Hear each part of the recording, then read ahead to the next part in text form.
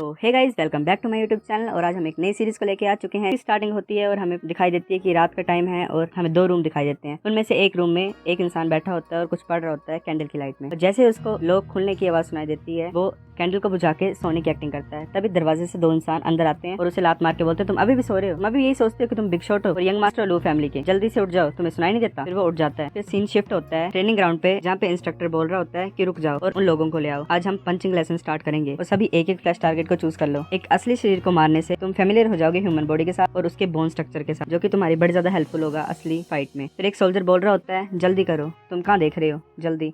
फिर हमें हमारा मेन कैरेक्टर दिखता है जिसके हाथ बांधे हुए होते हैं और लोग बोल रहे होते हैं कि ये 2 साल मार खाने के बाद भी ये फुल ऑफ एनर्जी में है। ये अभी भी यही सोचते हैं कि ये लू फैमिली का यंग मास्टर है, एक यंग लॉर्ड जिसका पास बड़ा ज्यादा खराब था, और वो हंसने लग पड़ते हैं। हमें एक इंसान दिखाई देता है जिसका नाम है लू पिरैन, जो कि बोन रिफाइनमेंट लेयर में है और जो पहले ब्रांच फैमिली का एल्डेस्ट सन था और अभी करंट यंग लॉर्ड है। वो बोलता है कि लू ज़ैंग, मुझे विश्वास नहीं हो रहा तुम अभी जिंदा हो और मारे नहीं गए मार खा खा के जब मैं ट्रेनिंग कर रहा था। तो लू ज़ैंग बोलता है, मैं अभी नहीं मर सकता हूँ। लोग बोलते हैं कि तुम्हारी हिम्मत कैसे हुई एक स्लेव की हमारे यंग लॉर्ड को ऑफेंड करने की? तुम्हारी मिस्टेक तुम्हारी डेथ से ही पूरी होगी, वरना तुम पछताओगे इस दुनिया में पैदा होना भी। लू पिरैन बोलता है कि शांत हो जाओ सभी, तुम्हें पता मैं ट्रेनिंग करने क्यों गया था? जो हेवन और अर्थ पिल है वो सच्ची में एक्स्ट्राऑर्डिनरी है। उस पिल की वजह से मैं फ्लैश रिफाइनमेंट लेयर से peak of bone refinement layer में पहुंच गया हूँ और अब मैरो रिफाइनमेंट लेयर पहुंचना मेरे लिए बस कुछ टाइम की बात है। लू ज़ैंग बोलता है, तुम्हारी हिम्मत कैसे हुई? लू फैमिली का ट्रेजर है हेवन और अर्थ पिल, जो कि प्रीवियस जनरेशन से पास डाउन हो रहा है, और तुम्हारी हिम्मत कैसे हुई फैमिली रूल्स को तोड़ने की और वो सेक्रेड पिल को खुद के लिए यूज करने की? जो सेक्रेड हेवन और अर्थ पिल है वो लू फैमिली के एंसेस्टर से पास डाउन हो रही है और जो कि बड़ी ज्यादा सीक्रेट प्लेस पे छुपाई गई थी। और रूल्स जो सेट किए एंसेस्टर ने, उनके हिसाब से जो डिसिपल हैं लू फैमिली के, जो बोन रिफाइनमेंट लेयर में पहुंच गए होंगे 16 साल से पहले, सिर्फ वही क्वालिफाइड है हेवन और अर्थ पिल को यूज करने के लिए। फिर लू पिरैन बोलता है, मेरी नजर में तो तुम एक इंसेक्ट से भी कंपेयर ना हो, मैं तुम्हें जब मर्जी मसल सकता हूँ। अब मैं ट्रेनिंग से बाहर हूँ तो मुझे एक फ्लैश टारगेट चाहिए मेरी स्ट्रेंथ को आजमाने के लिए। तो वो एक इंसान की तरफ देखता है और बोलता है कि वो तुम हो। फिर वो इंसान बोलता है कि यंग लॉर्ड मेरे ऊपर दया करो। फिर यंग लॉर्ड उसकी तरफ देखता है और उसे बहुत जोर से पंच मारता है और सभी हैरान हो जाते हैं और लू ज़ैंग भी हैरान हो जाता है। फिर वो बोलते हैं कि इसको तो कुछ नहीं हुआ एक हिट के बाद। फिर वो बोलते हैं कि ये रोजवुड फिस्ट। फिर उस इंसान का शरीर टूटने स्टार्ट हो जाता है और पूरी तरह से टूट जाता है। लोग बोलते हैं यही हमारे माइटी लॉर्ड यंग लॉर्ड है, यही यंग लॉर्ड लू फैमिली को रिवाइव करेंगे। और लू पिरैन हंसने लग पड़ता है। लू पिरैन बोलता है, तुम चिंता मत करो, मैं तुम्हारी अभी जान नहीं लूंगा। फिर बोलता है कि मैं तुम्हें सिर्फ ये दिखाना चाहता हूँ कि मैं लू पिरैन कितना ज्यादा स्ट्रॉन्ग हूँ तुमसे। फिर वो बोलता है कि मैं तो भूल ही चुका था कि हमारे जो जीनियस कजन है उसने कुछ गड़बड़ कर दिया क्योंकि इंसेक्ट में और ऑफेंड कर दिया कोई बिग शॉट, और उसको अब प्यूगेट्री माउंटेन पे भेज दिया गया है ताकि वो अपनी गलतियों का पछतावा कर सके। फिर वो बोलता है कि एक बार मैं विरसा रिफाइनमेंट लेयर में पहुंच गया तो मैं फिर अपनी कजन को रेस्क्यू करने के लिए जाऊंगा क्योंकि इंसेक्ट में। फिर वो हंसने लग पड़ता है। जो लू ज़ैंग है उसे कुछ फर्क नहीं पड़ता कि वो स्लेव की तरह ट्रीट हो रहा है या फिर फ्लैश टारगेट की तरह, और ना ही वो केयर करता है हेवन और अर्थ पिल के बारे में। वो सबसे ज्यादा अपनी बहन के बारे में केयर करता है, उसे अपनी बहन की बहुत ज्यादा चिंता है और सबसे ज्यादा सॉफ्ट स्पॉट अपनी बहन के लिए। द्वारा प्रिजन का सीन शो होता है रूम का, वहाँ पे वो बोल रहा होता है स्टेप वर्ड फैंग। वो बोलता है आज सिर्फ एक पिल, लू फैमिली 3 हीलिंग पिल देती है हर दिन और आज सिर्फ एक। ये ऑब्वियस है कि तुमने चोरी की है बाकी पिल्स की, और तुम्हें पता नहीं है कि चोरी करना से ज्यादा बड़ा क्राइम है हमारे लू हाउस होल्ड में। तुम मौत से नहीं डरते हो? स्टेप वर्ड फैंग बोलता है ये ब्लेसिंग है कि तुम्हें एक भी मिल रही है। फिर वो बोलता है कि मैंने वो पिल्स ली हैं और तुम्हारी करंट स्टेट पे तुम क्या सोचते हो, तुम अभी भी लू फैमिली की यंग लॉर्ड हो, दफा हो जाओ यहाँ से। फिर लू फैंग उसको बड़ी जोर से पंच मार देता है उसके नोज पे। लू फैंग बोलता है तुम क्या सोचते हो मैं तुमसे डरता हूँ, मैं तुम्हें मार नहीं पाऊंगा? फिर स्टेप वर्ड फैंग बोलता है तुम सिर्फ एक स्लेव हो, तुम्हारी हिम्मत कैसे है मुझे मारने की, तुम बस वेट करो। फिर लू फैंग बोलता है अब ये बुक बहुत ज्यादा सेंस बना रही है, बट ये वाला पार्ट नहीं, तुम्हें नफरत को भी काइंडनेस से ट्रीट करना चाहिए। अगर मेरे फादर के पास अच्छा हर्ट नहीं होता और इन लाइन्स में बिलीव नहीं करते तो आज मेन फैमिली इस स्टेट में नहीं गिरी होती और मेरे फादर की डेथ भी नहीं होती। लू यान जो है वही एक अकेली रे ऑफ होप थी हमारी लू फैमिली की मेन ब्रांच की, और वो ज्यादा टैलेंटेड थी और उसे इनर डिसिपल भी बनाया गया था क्योंकि इंसेक्ट का 13 साल की एज में वो घर को छोड़ के चल गई थी और उसने सब कुछ अवॉइड किया था फैमिली के बारे में। और लू ज़ैंग ने अभी अभी सुना है लू पिरैन से कि उसकी सिस्टर को प्यूगेट्री माउंटेन पे लॉक करके रखा हुआ है। फिर लू ज़ैंग बोलता है नहीं, मुझे उसको सेव करना पड़ेगा। फिर उस बुक को जला देता है और बोलता है कि ये बेकार सी बुक और इसके बेकार से प्रिंसिपल्स, क्या फ़ायदा इनको रखने। जलती हुई बुक को देखता है और रोने लग पड़ता है। फिर उस बुक में से एक पेज बाहर आता है, वो बोलता है कि ये क्या चीज़। फिर वो देखता है और जो वर्ड्स हैं उस पेपर के वो उसके शरीर में चढ़ने लग पड़ते हैं और उसे बहुत ज़्यादा दर्द होता है। जो लू ज़ैंग है वो अपने आप को एक एंडलेस स्पेस में पाता है और उसे एक रिफाइनमेंट मेथड के बारे में सुनाई देता है। फिर वो उठता है और सोचता है फ्लैश एक मीडियम, इससे इसका क्या मतलब है? ये रिफाइनमेंट टेक्निक है जो मेरी बॉडी को एक मैजिकल वेपन में कन्वर्ट करेगी। फिर वो बोलता है कि बहुत गर्म लग रहा है मुझे, ऐसा लग रहा है कि मेरी बॉडी फायर पे है। वो पानी ढूंढते पानी में घुस जाता है, वो देखता है कि जो पानी है वो इवेपोरेट होना स्टार्ट हो जाता है। फिर तभी उसे एक कॉल्ड्रन दिखाई देता है, एक बहुत बड़ा कॉल्ड्रन जिसपे 9 ड्रैगन बने हुए हैं और वो ड्रैगन एकदम से बाहर आने लग पड़ते हैं और उसके ऊपर फायर ब्रीथ कर देते हैं। वो बोलते हैं कि मुझे मरने दो, मुझे मरने दो। फिर एकदम से वो अपनी आंखें खोलता है और बोलता है कि मैं जिंदा। स्टार्टिंग होती है, एक सोल्जर लू जैंग को पंच मारता है और लू जैंग नीचे गिर जाता है। वो बोल रहा होता है कि इस गाय की क्या प्रॉब्लम है, इसे तो मेरे अटैक से कोई फर्क नहीं पड़ रहा। लू जैंग सोच रहा होता है ये तो बड़ा ज्यादा औसम है, मैं और ज्यादा एनर्जी फील कर पा रहा हूँ अपनी बॉडी में और स्ट्रेंथ को, और ज्यादा हीट मेरी बॉडी में सर्कुलेट हो रही है और ऐसा लग रहा है वो इंक्रीज होती जा रही है हर बार। वो हंसने लग पड़ता है। तो सोल्जर बोलता है कि तुम हंस रहे हो, और बाकी सोल्जर्स को बोलता है जाओ इसे मारो जब तक ये हंस रहा है। फिर बाकी सोल्जर उसे तब तक मारते हैं जब तक वो हंस रहा होता है। लू जैंग सोच रहा होता है ये तो बड़ा ज्यादा अमेजिंग है, ऐसे में मेरे को मार पड़ती रही तो मैं बोन रिफाइनमेंट लेयर में पहुंच जाऊंगा। फिर हमें नेक्स्ट सीन शो होता है जिसमें स्टेबर्ड फैंग बोल रहा होता है कि बॉस फैंग ये लू जैंग है, ये अब तुम्हारा स्लेव है, तुम जैसे मर्जी इसको ऑर्डर दे सकते हो। फिर बॉस फैंग बोलता है मैं सच में डिजर्व नहीं करता ये फॉर्च्यून को कि जो फॉर्मर लू फैमिली का यंग लॉर्ड है वो मुझे सर्व करे। स्टेबर्ड फैंग बोलता है कि तुम्हें चिंता नहीं करनी है बॉस फैंग, तुम लू फैमिली के मास्टर स्टीवर्ड हो, तुम्हें सिर्फ ऑर्डर करना है और हम स्लेव को प्रिपेयर करेंगे तुम्हारे लिए इमीडिएटली। फिर जो बॉस फैंग है वो बोलता है तुम खड़े क्यों, तुम्हें तो मेरे सामने झुकना चाहिए, मास्टर स्टीवर्ड हूँ, जल्दी करो झुको मेरे सामने। एक सोल्जर जो होता है वो उसे लात मार के झुकाने की कोशिश करता है। फिर बॉस फैंग बोलता है कि इसने ये मांगा ही है, इसे मार दो। फैंगी और फैंगकोंग तुम्हारे पास इतनी हिम्मत कहाँ से आई, इतनी तो मेरे सेकंड अंकल में भी हिम्मत नहीं है कि वो मुझे ऐसा ट्रीट करें। फिर स्टेबर्ड फैंग आगे आके बोलता है तुम रिबेल करना चाहते हो, तुम्हें पता नहीं है क्लैन रूल्स के बारे में कि रिबेलियन जो है वो सिर्फ डेथ से पनिश होगी। लू जैंग बोलता है कि एक तुम आउटसाइडर हो, तुम्हारी हिम्मत कैसे क्लैन रूल्स के बारे में बोलने की। जो स्टेबर्ड फैंग है वो बोलता है कि मैं तुम्हें अंडरस्टैंड कराऊंगा आज कि क्लैन रूल्स क्या होते हैं और उनका क्या मीनिंग होता है। लू जैंग उसे बड़ी जोर से पंच मारता है और नीचे जाके गिरता है। फिर लू जैंग बॉस फैंग के पास आने लगता है और बॉस फैंग बोलता है कि तुम क्या कर रहे हो, यंग मास्टर चैंगियन तो मैंने छोड़ेंगे, तुम तो सिर्फ एक फ्लैश टारगेट हो। फिर हमें नेक्स्ट सीन में दिखाई देता है कि बॉस फैंग जो होता है वो बोल रहा होता है यंग मास्टर चैंगियन तुम्हें हमारे लिए खड़े होना पड़ेगा। फिर हमें दिखाई देता है कि बॉस फैंग को लू फैंग ने बड़ा ज्यादा मारा हुआ है, पूरा कवर है पट्टियों से। फिर जो यंग मास्टर चैंगियन है वो बोलता है कि सिर्फ एक और महीना लू फैमिली के ट्रेनिंग डे में मैं उसे बताऊंगा। फिर वो बोलता है कि मेरे को कोई जल्दी नहीं है, मैं उसे एक और महीना जीने दूंगा। फिर जो न्यूज है कि लू जैंग ने मास्टर शिवर्ड को मारा है वो फैल जाती है और सभी लू जैंग को अवॉइड करने लग पड़ते हैं। लू जैंग बोलता है कि तुमने अब तक डिसाइड नहीं किया कि तुम्हारा फ्लैश टारगेट कौन होगा। वो डालोंग को बोलता है। फिर डालोंग बोलता है कि वो जो गाइज हैं वो मेरे हिट नहीं सहन कर पा रहे हैं। फिर लू जैंग बोलता है तुम मुझे चूज कर लो, मैं तुम्हारा प्लेमेट बनूंगा। फिर डालोंग उसे बड़ी जोर से पंच मारता है, बोलता है ये ग्रेट होगा। फिर लू जैंग बोलता है ये तो बड़ा ज्यादा वीक था और स्लो था, ये तो बड़ा ज्यादा इंटरेस्टिंग हो रहा है। फिर जब भी वो मार खाता है नीचे गिरता है तो लोग बड़ा ज्यादा चेयर करते हैं और वो फिर से खड़ा हो जाता है। फिर वो सोच रहा होता है कि जब भी मेरे को मार पड़ती है एक गर्म सा करंट मेरे शरीर में और इंटरनल ऑर्गन्स में फैलने पड़ता है और उसकी वजह से मेरे जो ऑर्गन्स है और शरीर है वो स्ट्रॉन्ग होता जा रहा है। फिर वो हमेशा से ट्रेन कर रहा होता है, ये रिफाइनमेंट टेक्निक उसे उस गोल्डन पेपर से मिली थी, वो डेली मार खाता है। फिर एक बार डालोंग उसे बड़ी जोर से पंच मारता है, बोलता है कि तुम ठीक हो। लू जैंग बोलता है हाँ मैं ठीक हूँ, तुम मेरे को मारना स्टार्ट कर सकते दोबारा। फिर ऐसे ही हर दिन वो डेली मार खाता है, गिरता है, फिर से खड़ा होता है, फिर से ट्रेनिंग करता है, फिर से गिरता है। फिर एक दिन ऐसे ही वो ट्रेनिंग कर रहे होते हैं, फिर एक दिन ऐसे ही वो मार खा रहा होता है और डालोंग बोलता होता है कि मैं बड़ा ज्यादा टायर्ड फील कर रहा हूँ। लू जैंग बोलता है नहीं हमें कंटिन्यू करना पड़ेगा। फिर डालोंग बोलता है सिर्फ एक महीना बचा हुआ है क्लैन ट्रेनिंग डे के लिए और तुमने क्या प्लान किया है। लू जैंग बोलता है कि मैं क्या प्लान कर सकता हूँ, मैं तो सिर्फ एक फ्लैश टारगेट हूँ। जो डालोंग होता है वो बोलता है कि अब तुम एक्ट को ड्रॉप कर सकते हो, मुझे पता है तुम्हारे बारे में सारा। डालोंग बोलता है कि लू फैमिली के डिसिपल्स ट्रेनिंग डे के दिन अपनी स्ट्रेंथ को आजमाते हैं और जो फ्लैश टारगेट होते हैं वो अपनी फ्रीडम गेन कर सकते हैं अगर वो जीत जाएंगे तो। ऐसी तुम्हारी स्ट्रेंथ है, तुम्हें लू फैमिली में कोई भी नहीं रोक सकता। लू जैंग सोच रहा होता है अब इसे पता। डालोंग सोच रहा होता है मन ही मन में कि ये फ्रीडम चूज करेगा कि रिवेंज, मैं तो देखना चाहता हूँ। फिर ऐसे ही लू जैंग कंटिन्यूसली ट्रेनिंग करता रहता है और वो अपनी रोजवुड फिस्ट को 7th रैंक तक मास्टर कर लेता है और अपनी फिजिकल बॉडी को ब्रेक थ्रू कर लेता है। फिर प्लान ट्रेनिंग डे के दिन फिर हमें आवाज सुनाई देती है लू जैंग की थर्ड अंकल की, जिसका नाम है लू जुन यी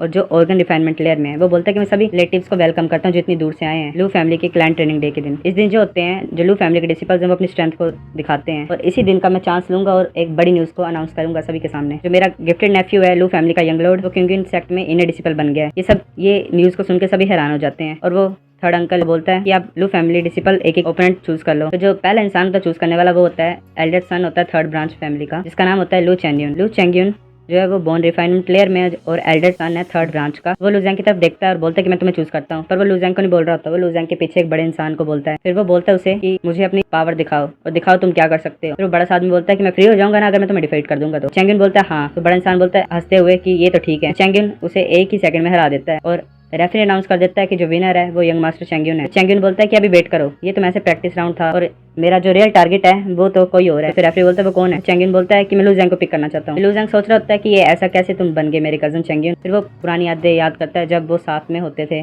और चैंगियन छोटा हुआ करता था। फिर चैंगियन बोलता है कि लू जैंग तुम गैस करो कि सेकंड हेवन और अर्थ पिल किसने ली है। फिर लू जैंग बोलता है तुमने। फिर चैंगियन बोलता है कि हाँ, लू पिरान अगर अपनी स्ट्रेंथ को इंप्रूव कर सकता है इतने ज्यादा तो मैं क्यों नहीं कर सकता। फिर वो लू जैंग को बड़ी जोर से पंच मारता है। फिर लू जैंग सोचता है कि इस पंच की पावर बड़ी ज्यादा थी और इसकी वजह से जो कोल्डन का फर्स्ट लेयर है वो ब्रोक थ्रू हो गई है और इतना ज्यादा वार्म मैंने कभी फील नहीं किया अपने शरीर में। फिर चैंगियन बोलता है कि मैं भी खत्म नहीं हुआ हूँ। फिर वो अटैक करने लग पड़ता है लू फैंग को हर तरफ से। लोग बोल रहे होते हैं कि यंग मास्टर चैंगियन तो बड़ा ज्यादा अमेजिंग है, उसने रोजवुड इंच टेक्निक को 6th रैंक तक मास्टर कर लिया है। फिर बाकी लोग बोल रहे होते हैं कि ये जो दूसरा किड है लू जेंग, ये बड़ा ज्यादा रेजिस्टेंट है मार से। वो बोल रहे होते हैं कि ये इतनी ज्यादा मार खा कैसे सकता है। जो उसका थर्ड अंकल होता है वो उसकी तरफ देख रहा होता है, बोल रहा होता है इसके पास कोई बॉडी प्रोटेक्शन टेक्निक है मेरे को लगता है, जो कि हमारे एल्डेस्ट ब्रदर ने छुपा के रखी थी, लू जेंग को दे दी जब वो मर गया। तो चैंगियन भी सोच रहा होता है ये कैसा राक्षस है, ये जिंदा कैसे इतनी ज्यादा मार खाने के बाद। वो सोच रहा होता है कि इसकी बॉडी बनी किस चीज से है। वो लू जेंग की तरफ देखता है और सोचता है कि ये तुम्हारा कैसा एक्सप्रेशन है, तुम हंस रहे हो, मैं तुम्हें मार दूंगा। चैंगियन उसकी तरफ अटैक करने जाता है तो फिर लू जेंग बोलता है तब से तुम ही अटैक कर रहे हो और एंजॉय कर रहे हो अपने आप को, अब ये मेरी बारी है। फिर लू जेंग उसके ऊपर अटैक कर देता है। सभी हैरान हो जाते हैं, सोच रहे होते हैं कि चैंगियन कैसे हार गया लू जेंग से, अभी क्या हुआ, ये तो इम्पॉसिबल है। फिर बोल रहे होते हैं कि ये बच्चा तो एक मॉन्स्टर है, इसके पास ऐसी स्ट्रेंथ कहां से आई, और उसकी रोज इंच टेक्निक भी 7th रैंक तक पहुंच गई है, और जो कि चैंगियन से ज्यादा स्ट्रॉन्गर है। फिर जो लू जेंग का अंकल है वो जाता है आगे और बोलता है चैंगियन मेरे बेटे तुम ठीक हो। जो लू फैमिली का एरोगेंट थर्ड यंग मास्टर था वो ऐसे क्रिपल हो जाता है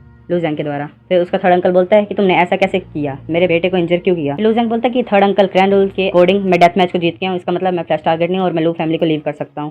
तो उसका थर्ड अंकल बोलता है तुम ऐसा सोच भी कह सकते कि मैं तुम्हें जिंदा जाने दूंगा यहाँ से, मैं ये बिलीव नहीं कर सकता तुम अपनी पावर को इतना ज्यादा इंप्रूव कर लोगे, तो तुम ये फैमिली छोड़ना चाहते हो, ऐसा तुम अपने सपने में भी नहीं सोच सकते। तो वो लू जेंग के सामने आ जाता है और बोलता है रूल्स वो सिर्फ तुम्हारे बेकार फादर ही फॉलो करते थे। और लू जेंग बोलता है मेरे सामने सट जाओ। तब उसके थर्ड अंकल से बढ़ जाओ से पंच मारते हैं। वो बोलते हैं कि रूल्स लू फैमिली में मैं ही रूल्स हूँ। तो उसके सामने खड़े हो जाते हैं और बोलते हैं कि जो प्रोटेक्शन टेक्निक है ना तुम्हारे पास वो मुझे दे दो और मैं तुम्हें जीने दूंगा। लू जेंग बोलता है कि मैं बड़ा ज्यादा नईव था ये सोचने के लिए तुम मुझे जाने दोगे और फॉलो करोगे रूल्स को, तुम इंसानों ने अपने बड़े भाई को मार दिया उसकी सीट के लिए फैमिली हेड की, और सेक्रेट पिल्स को भी यूज कर लिया और हर तरह के बुरे काम किए हैं। फिर वो अपने थर्ड अंकल के पैर पकड़ देता है और उसे तोड़ देता है, और फिर वो बोलता है कि एक दिन मैं तुम सभी के सिर काट के अपने फादर को ऑफर करूंगा, तो तुम मेरी प्रोटेक्शन टेक्निक भी छीनना चाहते हो। फिर जो उसका थर्ड अंकल है वो नीचे गिर के चिल्लाने लग पड़ता है। लू जेंग अपना सिर उठा के बोलता है कि और कौन मुझे रोकना चाहता है। सभी यहाँ बात देखने लग पड़ते हैं और आंखें नहीं मिलाते लू जेंग के साथ। तभी एक हाथ पीछे से आता है और उसका सिर नीचे धरती में गाड़ देता है। वो फैमिली हेड होता है लू बिंगक्वेन, जो कि हाफ स्टेप इनिशिएट रैलम में होता है, लू जेंग का सेकंड अंकल होता है। अभी थर्ड अंकल लू जेंग का बोलता है कि मैंने कभी नहीं सोचा था कि विरसा रिफाइनमेंट लेयर में पहुंच जाएगा। फिर फैमिली हेड बोलता है कि तुम्हारी हिम्मत कैसे हुई,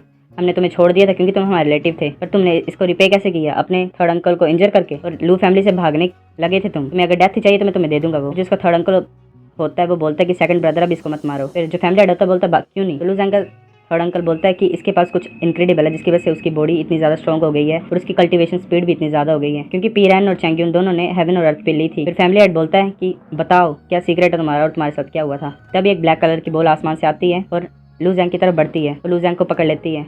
फैमिली हेड बोलता है कि तुम जा रहे हो, ऐसा मैं नहीं होने दूंगा। तभी बॉल में से एक हाथ बाहर निकलता है और फैमिली हेड के हाथ से टकराता है और फैमिली हेड पीछे की तरफ हो जाता है। तो फिर वो फैमिली हेड बोलता है कि तुम जीलैंग हो। तो फिर बॉल में से आवाज आती है कि इस किड के पास सेम सेंट है मेरे वेपन की तरह, जो कि मैंने रिफाइन की है और मैं इसको रिफाइन करने वाला हूँ और मैं अपने वेपन की क्वालिटी इंक्रीज करने वाला हूँ। तब जो थर्ड अंकल होता है लू जेंग का वो फैमिली हेड के शोल्डर पे हाथ रखता है, बोलता है कि ये जीलैंग है और ये एक डीमन है जो कि अलग तरह से काम करता है, इसके पीछे जाने की कोई वो नहीं है, वजह नहीं है। और वो बोलता है कि 9 में से जो 10 लोग होते हैं जो कि जीलैंग ले जाता है वो रिफाइनिंग फर्नेस में फेंक दिए जाते हैं, तो लू जेंग भी अब मरा ही है ऐसे समझ लो। फिर फैमिली हेड बोलता है कि हम ऐसे जाने देंगे स्ट्रेटर को। वो सोच रहा होता है कि ये जीलैंग काश अच्छी तरह से ट्रीट करे मेरे रेफ्यू को, मतलब वो चाहता है कि लू जेंग को मार दे जीलैंग। हम नेक्स्ट सीन में दिखा देता है कि जो उसका जीलैंग का रिफाइनिंग लेयर जो है जहाँ पे वो रिफाइन करता है वेपन्स को इंसानों के द्वारा, वो बोल रहा होता है कि फ्लैश और ब्लड को रिफाइन करके हम उनकी रिजेंटमेंट को वेपन में सील कर सकते हैं, वेपन को ज्यादा पावरफुल बना सकते हैं, जो हेट्रेड होती है ना जो इंसान मरने वाले होते हैं उनकी वजह से। और वो बोलता है कि मुझे नहीं पता कि तुम्हारी बॉडी से सेम सेंट क्यों आ रही है मेरे ज्वान टायर वेपन की तरह। और हमें फिर पता लगता है कि जीलैंग जो है वो इविल रिफाइनिंग मास्टर और हाफ स्टेप इनिशिएट रेलम में है, सेम एज फैमिली हेड की तरह। जीलैंग बोलता है मैं तुम्हें अपनी ज्वान टायर ये फायर स्वॉर्ड के साथ रिफाइन करने वाला हूँ ताकि उसका लेवल इंक्रीज हो जाए, वो लिंक टायर वेपन बन जाए। फिर लू जेंग बोलता है कि ना तुम्हारे पास, लू जेंग बोलता है कि तुम्हारे पास तो कुछ भी नहीं है और तुम मेरे फ्लैश और ब्लड को यूज करना चाहते हो अपनी स्वॉर्ड के ऊपर और उसको लिंक टायर में बनाना चाहते हो। जो वेपन रिफाइनरी है उसके लिए मटेरियल और हीट चाहिए। तो फिर जीलैंग बोलता है वो ट्रू है कि मेरे पास कोई मटेरियल नहीं है एक्सेप्शनल, और ट्रू फायर भी मेरी सेकंड टायर पे है, बट मेरे पास ईविल मैजिक है। फिर जीलैंग बोलता है कि मैं रिफाइन कर पाऊंगा या नहीं टायर वेपन तभी पता लगा पाएंगे जब मैं तेरे को फर्नेस में गिरा दूंगा। फिर वो हंसने लग पड़ता है, बोलता है कि तुम्हें तो ऑनर फील होना चाहिए मेरे स्वॉर्ड के फ्यूज होने, जो कि ये फायर स्वॉर्ड। तभी हम देखते हैं कि जो थ्रोन है जो लोगों की बॉडी आर पार हुए हैं वो ब्लड को सक करने लग पड़ते हैं और एक बॉल में फिट करने लग पड़ते हैं। तो लू जेंग उसको देख रहा होता है और वो फिर लू जेंग को उस बॉल में डाल देता है और उसमें बड़ी ज़्यादा फायर होती है। फिर लू जेंग सोच रहा होता है कि मुझे तो कुछ बर्निंग सेंसेशन फील नहीं हो रही और ना ही कोई पेन फील हो रही है। फिर एक आवर के बाद हमें पता लगता है कि लू जेंग की बॉडी जो है वो ज्वान टायर वेपन तक रिफाइन हो गई होती है और उसे फिर ट्रू फायर का भी कोई डर नहीं होता है। फिर जीलैंग सोच रहा होता है कि इस किड को अभी तक कुछ नहीं हुआ, ये रिफाइन नहीं हुआ है। वो बोलता है कि मैं तुम्हें रिफाइन कर दूंगा फ्यूजन फायर पिल की वजह से। फिर हमें पता लगता है कि जो लू जेंग का बॉडी है उसके ऊपर गोल्डन पैटर्न अपेयर होना स्टार्ट हो जाते हैं और उसके हेड से भी बड़े ज्यादा गोल्डन पैटर्न रिलीज हो रहे होते हैं। और जो जीलैंग की स्वॉर्ड थी वो फ्यूज होना स्टार्ट हो जाती है लू फैंग के साथ और उसका एक ड्रैगन स्केल को लिट अप कर देती है, जिसकी वजह से उसकी बॉडी की पावर इंक्रीज हो जाती है। फिर वो सोचता है कि ब्लैक फायर कैसी थी और इसकी वजह से मैंने ज्वान टायर वेपन को अब्जॉर्ब कर लिया और उसकी वजह से एक ड्रैगन स्केल भी एक्टिवेट हो गया और ऐसा लग रहा है कि मैंने और पावर गेन कर ली है और सिर्फ एक सिंगल स्केल की वजह से मेरी पावर इतनी ज़्यादा टाइम इंक्रीज हो गई है। अगर मैं सभी 9 ड्रैगन्स के स्केल को लाइट अप कर लूँगा तो मेरी पावर कितनी ज़्यादा इंक्रीज हो जाएगी। वो सोचने लगता है, बोलता है कि मैं कितना ज़्यादा स्ट्रॉन्ग हो जाऊँगा अगर सभी 9 ड्रैगन्स के स्केल को मैं एक्टिवेट कर लूँगा तो। पर वो फिर सोचता है कि ये इतना ज़्यादा ईजी नहीं लग रहा जितना मैं सोच रहा हूँ इसे। फिर हमें दिखाई देता है जो ज़ीलैंग है वो थक जाता है और जोर जोर से सांस लेने पड़ता है। वो हंसने लग पड़ता है। जैसे वो ढक्कन खोलता है उस बोल का, तभी लूज़ैंग उसे पकड़ लेता है और उसे मार देता है। नंबर 3 की स्टार्टिंग में होता है, हमें दिखाई देता है लूज़ैंग एक फॉरेस्ट में खड़ा होता है और वो सोच रहा होता है कि मैंने ये एक्सेप्ट नहीं किया था कि जो ज़ीलैंग है उसके पास इतना ज़्यादा ट्रेजर होगा। वो फिर देखता है ज़ीलैंग की बॉडी की तरफ जो कि पड़ी होती है ऐसी। हमें पता लगता है कि ज़ीलैंग मर चुका है। फिर हमें पता लगता है कि जो लूज़ैंग है वो जुआन टायर मिडिल लेवल में पहुंच गया है और वो ज़ीलैंग की हाथ की तरफ देखता है और उसे ज़ूमी रिंग दिखाई देती है और वो बोलता है कि मैंने सुना था कि एक स्टोरेज स्पेस होता है इसके अंदर। फिर वो रिंग को अपने हाथ में पकड़ के ध्यान लगाने लगता है और उसे दिखाई देता है कि उस रिंग के अंदर बड़ा ज़्यादा ट्रेजर है और वहाँ पे एक फ्लाइंग नाइफ भी है अंदर जो कि ख़राब हो चुका है। फिर वो सोच रहा होता है कि इस ओल्ड मैन ने ये रखा क्यों अभी तक संभाल के। फिर लूज़ैंग सोच रहा होता है कि ये ओल्ड मॉन्स्टर का ट्रेजर इतना ज़्यादा कचरा क्यों है और वो उस नाइफ को ट्राई करने के बारे में सोचता है और उसे थ्रो कर देता है और वो नाइफ एक स्टैचू को तोड़ के आगे बढ़ता है और वहाँ पे हमें दिखाई देता है कि एक लड़की फ्रूट खा रही होती है और वो नाइफ उसकी तरफ बढ़ रहा होता है। तभी वो लड़की एक डिफेंसिव बैरियर क्रिएट कर देती है और जो नाइफ है वो बाहर ही रुक जाता है और वो लड़की अपने हाथ में उस नाइफ को पकड़ लेती है और बोलती है कि ये तो पहले से ख़राब है, तो उसे आगे की तरफ फेंक देती है। फिर हमें सीन दिखाई देता है क्योंकि सेक्ट का ड्रिजल पीक का, जहाँ पे एक लड़की कुछ बुक पढ़ रही होती है पेड़ के नीचे। तो वो नाइफ उस पेड़ को कट कर देता है और वो लड़की नीचे की तरफ झुक जाती है बचने के लिए। फिर वो लड़की उस नाइफ को पकड़ लेती है और बोलती है कि इतना भी बुरा नहीं है। फिर हमें नेक्स्ट सीन दिखाया जाता है फैंटियान डायनेस्टी का, रॉयल कैपिटल का, क्योंकि सेक्ट का। तो वहाँ पे लूज़ैंग पहुँच गया होता है और सोच रहा होता है कि मुझे नहीं पता वो फ्लाइंग नाइफ कहाँ पे चला गया है। फिर वो देखता है लोगों की भीड़ की तरफ और सोचता है कि आगे क्यों नहीं जा रहे हैं। तो हमें दिखाई देता है बोर्ड पे लिखा होता है क्यूंगन सेक्ट, मतलब ये क्यूंगन सेक्ट का एरिया होता है। तो वो भीड़ में से आगे बढ़ता है और वहाँ पे एक लड़का बोल रहा होता है कि एक और ग्रुप फेल हो गया और एलिमिनेट हो गया। तो फिर लूज़ैंग बोलता है कि कोई रिक्वायरमेंट है क्या क्यूंगन सेक्ट को ज्वाइन करने के लिए। तो वो लड़का बोलता है हाँ, तुम्हें पहले डिस्पल टोकन बनाना पड़ेगा ना अपनी एनर्जी के साथ। फिर लूज़ैंग बोलता है बस यही। फिर वो लड़का बोलता है कि अगर तुम स्ट्रॉन्ग नहीं होगे ये डिसिपल टोकन बनाने के लिए तो तुम क्वालिफाइड नहीं होगे ट्रायल को एंटर करने के लिए। लूज़ैंग बोलता है कि मैं भी ट्राई करता हूँ। फिर वो जल्दी से वो टोकन बना लेता है और वो लड़का बोलता है कि ये तो बड़ा ज़्यादा अमेजिंग है कि तुम बना सकते हो ये टोकन को। फिर वो लड़का बोलता है कि जितना ज़्यादा टाइम को डिसिपल लेगा उस टोकन को बनाने के लिए वो उनकी स्ट्रेंथ पे डिपेंड करता है। लूज़ैंग अपने हाथ में अपने टोकन को पकड़ लेता है। वो दोनों चलना स्टार्ट कर देते हैं। वो लड़का बोलता है कि तुमने अभी तक कुछ फील नहीं किया, तुम इतनी दूर आ गए हो फिर भी। तो फिर लूज़ैंग बोलता है क्या। तो लड़का बोलता है कि मैं ये बोलना चाहता हूँ कि जो ग्रेविटी चेंज हो रही है इस एरिया में तुमने अभी तक फील नहीं किया। जो ग्रेविटी है सेक्ट में वो 10 टाइम ज्यादा स्ट्रॉन्गर बाहर के मुकाबले। ये जो टोकन को बनाना है ये तो सिर्फ फर्स्ट स्टेप है। तुम्हें अगर डिसिपल बनना होगा क्योंकि सेक्ट का तो तुम्हें ट्रायल कंप्लीट करना पड़ेगा, तभी तुम आउटर डिसिपल बन सकते हो। तो फिर लूज़ैंग बोलता है हम इस ट्रायल को कैसे कंप्लीट कर सकते हैं। फिर वो लड़का बोलता है कि जो तुम्हारा डिसिपल टोकन है वो रिकॉर्ड करेगा तो तुम्हारी स्ट्रेंथ को, और जो ट्रायल होगा सीजन पे डिपेंड करेगा कि तुम कैसा परफॉर्म कर रहे हो इस ट्रायल में। फिर हमें दिखाई देता है कि वो 10 माइल्स को कंप्लीट कर देते हैं और वो लड़का बोल रहा होता है कि मैं हैरान हूँ कि हमें पता नहीं और कितना ज़्यादा चलना पड़ेगा क्योंकि सेक्ट के ट्रायल को कंप्लीट करने के लिए। तो लूज़ैंग बोलता है कि मुझे किसी भी हालत में ये ट्रायल पास करना ही होगा। फिर हमें दिखाई देता है लूपिरन जो कि अपने साथियों को बोल रहा होता है कि अगर तुम्हें वो बच्चा मिलेगा तो तुम्हें उसे मार देना है। फिर वो लड़का बोलता है कि तुम अभी भी बैग को क्यों कैरी कर रहे हो अगर तुम्हारे पास ज़ूमी रिंग है तो लूज़ैंग सोचता है, बोलता है हाँ ये भी सही है और वो रिंग में डाल लेता है अपने सामान को। फिर 1 घंटे बाद वो एक और 10 माइल्स को क्रॉस कर लेते हैं और वो लड़का बोल रहा होता है कि तुम्हें अभी तक कुछ फील नहीं हो रहा है। तो लूज़ैंग बोलता है हाँ तुमने वो बात बोल ही दी है तो मेरे को थोड़ा थोड़ा सा लग रहा है। लूज़ैंग सोच रहा होता है कि यहाँ जो ग्रेविटी है वो तो मेरे शरीर के अंदर जो करंट है उनको गर्म कर रही है और मेरी बॉडी को रिफाइन कर रही है। ये एक बड़ा अच्छा प्लेस है ट्रेन करने के लिए। तभी हमें दिखाई देता है कि 2 लोग लूज़ैंग की तरफ अटैक करने के लिए आ रहे हैं। Welcome back to my YouTube channel. तो आज हम बहुत सी सीरीज को कंटिन्यू करने जा रहे हैं। अगर आपने चैप्टर नंबर 1, 2 और 3 नंबर 3 के लास्ट में पता लगा था कि लूज़ैंग के ऊपर 2 बंदे अटैक करने के लिए आ रहे होते हैं। तो लूज़ैंग तो उस अटैक को डोज कर लेता है पर उसका दोस्त इतना ज्यादा लकी नहीं होता है और वो इंसान उसे पीछे मारता है, वो नीचे गिर जाता है और उसका डिसिपल टोकन उस इंसान के पैरों के पास आ जाता है और वो उसके ऊपर पैर रखने वाला होता है टोकन के ऊपर और बोल रहा होता है कि अगर तुम्हारा डिसिपल टोकन टूट जाएगा तो तुम एलिमिनेट हो जाओगे, बच्चे तुम्हारे लिए बहुत बुरा कि तुम इसके साथ हो। तो ये बात सुन के सभी उसके साथ ही हंसने लग पड़ते हैं। तो लूज़ैंग दौड़ के उसे खींच के लात मारता है गर्दन के पास और वो पीछे जाके गिरता है और टोकन को उठा के अपने हाथ में पकड़ लेता है। तो इस सब को एक लड़की देख रही होती है, वो बोल रही होती है कि ये इतना ज्यादा फास्ट कैसे है जब ग्रेविटी 20 टाइम ज्यादा फिर भी। फिर उसके बाद एक और इंसान लूज़ैंग की तरफ अटैक करने के लिए आ रहा होता है पर लूज़ैंग उसे बड़ी आसानी से डोज कर लेता है और अपनी लात से उसे गिरा देता है नीचे। तो हमें पता लगता है जो लड़की वो देख रही होती थी सब कुछ एक टोकन जैसी चीज से, तो उसका नाम है सू लिंगयुन जो कि डिजल पीक इंस्ट्रक्टर है। फिर वो बोल रही होती है कि ये पक्का ये बच्चा वर्षा रिफाइनमेंट लेयर में ही है। तो फिर लूज़ैंग उस लड़के को उठाता है जो नीचे गिर गया होता है और घुमा के पीछे पीछे फेंक देता है और वो अपने साथी से टकरा के नीचे गिर जाता है। फिर ड्रिजल पीक इंस्ट्रक्टर सूलिंग बोलती है कि इसकी कल्टीवेशन इतनी भी हाई नहीं है पर इसके फंडामेंटल बहुत ज्यादा स्ट्रॉन्ग है। एक बिरसा रिफाइनमेंट लेयर का बच्चा जो कि 20 टाइम ग्रेविटी में इतना ज्यादा अच्छी तरह से फ्रीली मूव कर सकता है, ये बड़ी ज्यादा कमाल की बात है। और इस सभी फाइट को सभी इंस्ट्रक्टर्स भी देख रहे होते हैं थ्रू वो प्लेट जो कि उनके हाथ में है। तो हमें दिखाई देता है क्योंकि सेक्ट ट्रायल प्लाजा जहाँ पे सभी देख रहे होते हैं इंस्ट्रक्टर्स प्लेट से बच्चों की परफॉर्मेंस को। लू जेंग हाथ दे के अपने दोस्त को उठा लेता है और उसका दोस्त उठ के बोलता है कि तुम्हारी हिम्मत कैसे हुई मेरे को पीछे से अटैक करने की। तो फिर लू जेंग बोलता है मोकैन ये लो इसका टोकन, और अगर तुम इसके टोकन को तोड़ दोगे तो वो बंदा एलिमिनेट हो जाएगा। तो हमें दिखाई देता है कि टोकन पे नाम था ये नैन जो कि उनके ऊपर अटैक करने के लिए थे, उनमें से एक का नाम था वो। तो फिर मोकैन उस टोकन को तोड़ देता है और एक रे जैसी उसकी तरफ आ रही होती है। तो वो देखता है कि उसका जो टोकन है वो शाइन करने लग पड़ता है और वो बोलता है कि अच्छा तो ये ऐसा होता है जब मतलब हम किसी का टोकन ब्रेक कर देते हैं। तो मतलब वो रे जैसी उसके टोकन में आगे होती है और उसका टोकन शाइन करने लग पड़ा होता है। तभी एक आवाज सुनाई देती है कि अपने डिसिपल टोकन को दे दो, मैं तुम्हें जीने दूंगा। तो फिर लू जेंग बोलता है हम ऐसे क्यों करें। तो हमें दिखाई देता है जो ऐसा बोल रहा होता है उसका नाम होता है ज्यूगे होंग जो कि ज्यूगे फैमिली का डिसिपल है और विरसा रिफाइनमेंट लेयर में है। तो ज्यूगे होंग बोलता है क्योंकि मेरा नाम ज्यूगे है लास्ट नेम। तो फिर लू फेंग बोलता है अगर तुम्हारा नाम ज्यूगे है लास्ट नेम तो इससे क्या। फिर ज्यूगे होंग को गुस्सा चढ़ जाता है और वो अपने साथियों को ऑर्डर देता है कि जाओ ले लो टोकन से। तो फिर मोकैन भागने लग पड़ता है और बोलता है कि भागो। तो फिर लू जेंग बोलता है कि हम क्यों भागे। फिर मोकैन बोलता है कि ब्रदर लू हम बच नहीं पाएंगे अगर ज्यूगे फैमिली को हम गुस्सा दिलाएंगे, क्योंकि ज्यूगे फैमिली 7 ग्रेट फैमिली में से एक है, हम उनसे पंगा नहीं ले सकते।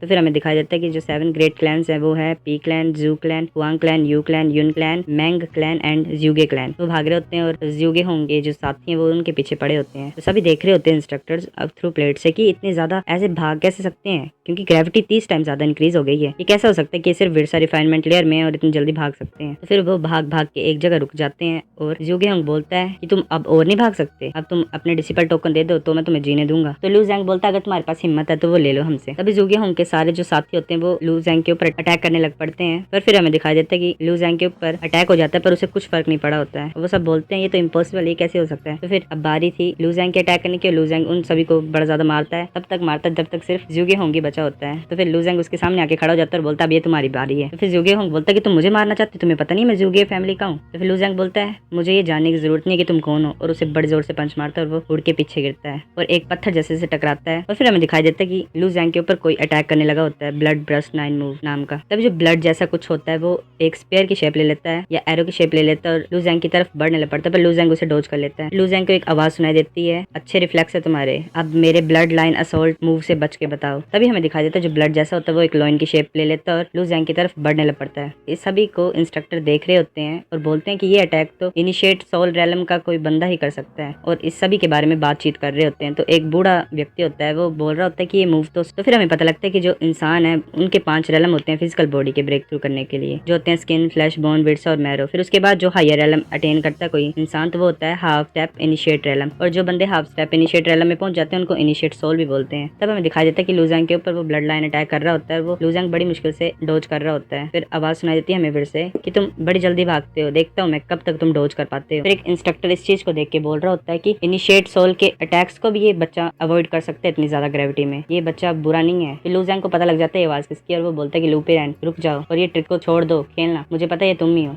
लूपिरैन बोलता तो क्या हुआ कि तुम्हें पता है कि ये मैं हूँ, आज तुम मरोगे। तुम दिखा देता है कि जो ड्रिजल पीक की इंस्ट्रक्टर थी सूलिंग वो एक कैरेज में लू जेंग की तरफ आ रही होती है। तो फिर इंस्ट्रक्टर देख रहे होते हैं और बोल रहे होते हैं कि अच्छा ये लूपिरैन है, वो बदतमीज बच्चा वो पागल हो गया सेक्ट के अंदर और सेक्ट के एंट्रेंस एग्जाम को खराब कर रहा है, हमें जल्दी जाना पड़ेगा और उसको रोकना पड़ेगा। फिर एक अटैक आ रहा होता है लू जेंग की तरफ। लू जेंग सोच रहा होता है कि मैं इसको डोज नहीं कर सकता हूँ, तो फिर फ्लाइंग नाइफ आता है और उस लाइन के आर पार हो जाता है और उस अटैक को फेल कर देता है और उस स्टोन पिलर के अंदर घुस जाता है जहाँ पे लूपिरैन छुपा होता है। लू जेंग उस फ्लाइंग नाइफ की तरफ देखता है और सोचता है ये वो ही नहीं है। तो फिर ड्रिजल पीक इंस्ट्रक्टर बोलती है कि बच्चे तुम ठीक हो। तो फिर लू जेंग बोलता है शुक्रिया मुझे बचाने के लिए, और मैं पूछ सकता हूँ कि आप कौन हो। तो फिर वो लड़की बोलती है कि मैं ड्रिजल पीक की इंस्ट्रक्टर हूँ सू ऑफ क्योंगिन से। तो फिर इंस्ट्रक्टर सू बोलते हैं कि तुम बाहर आ जाओ, मुझे पता तुम पिलर के पीछे छुपे हुए हो। फिर वो बोलते हैं कि तुम कौन से पीक से बिलोंग करते हो। तभी हम देखते हैं कि लू जेंग जो होता है वो उस नाइफ को धीरे से निकालने की कोशिश कर रहा होता है। तब वो नाइफ पीछे की तरफ उड़ता है और लूपिरैन के बिल्कुल गाल के पास से निकलता है। और इंस्ट्रक्टर सू हमें दिखाई देता है कि जो इंस्ट्रक्टर सू है उसने थ्रेड से बांधा हुआ होता है नाइफ को। इंस्ट्रक्टर सू बोलती है कि तुम एक इनर डिसिपल और तुम्हें पता होना चाहिए रूल्स का सेक्ट के, तुम ऐसा कैसे कर सकते हो। लू जेंग अगर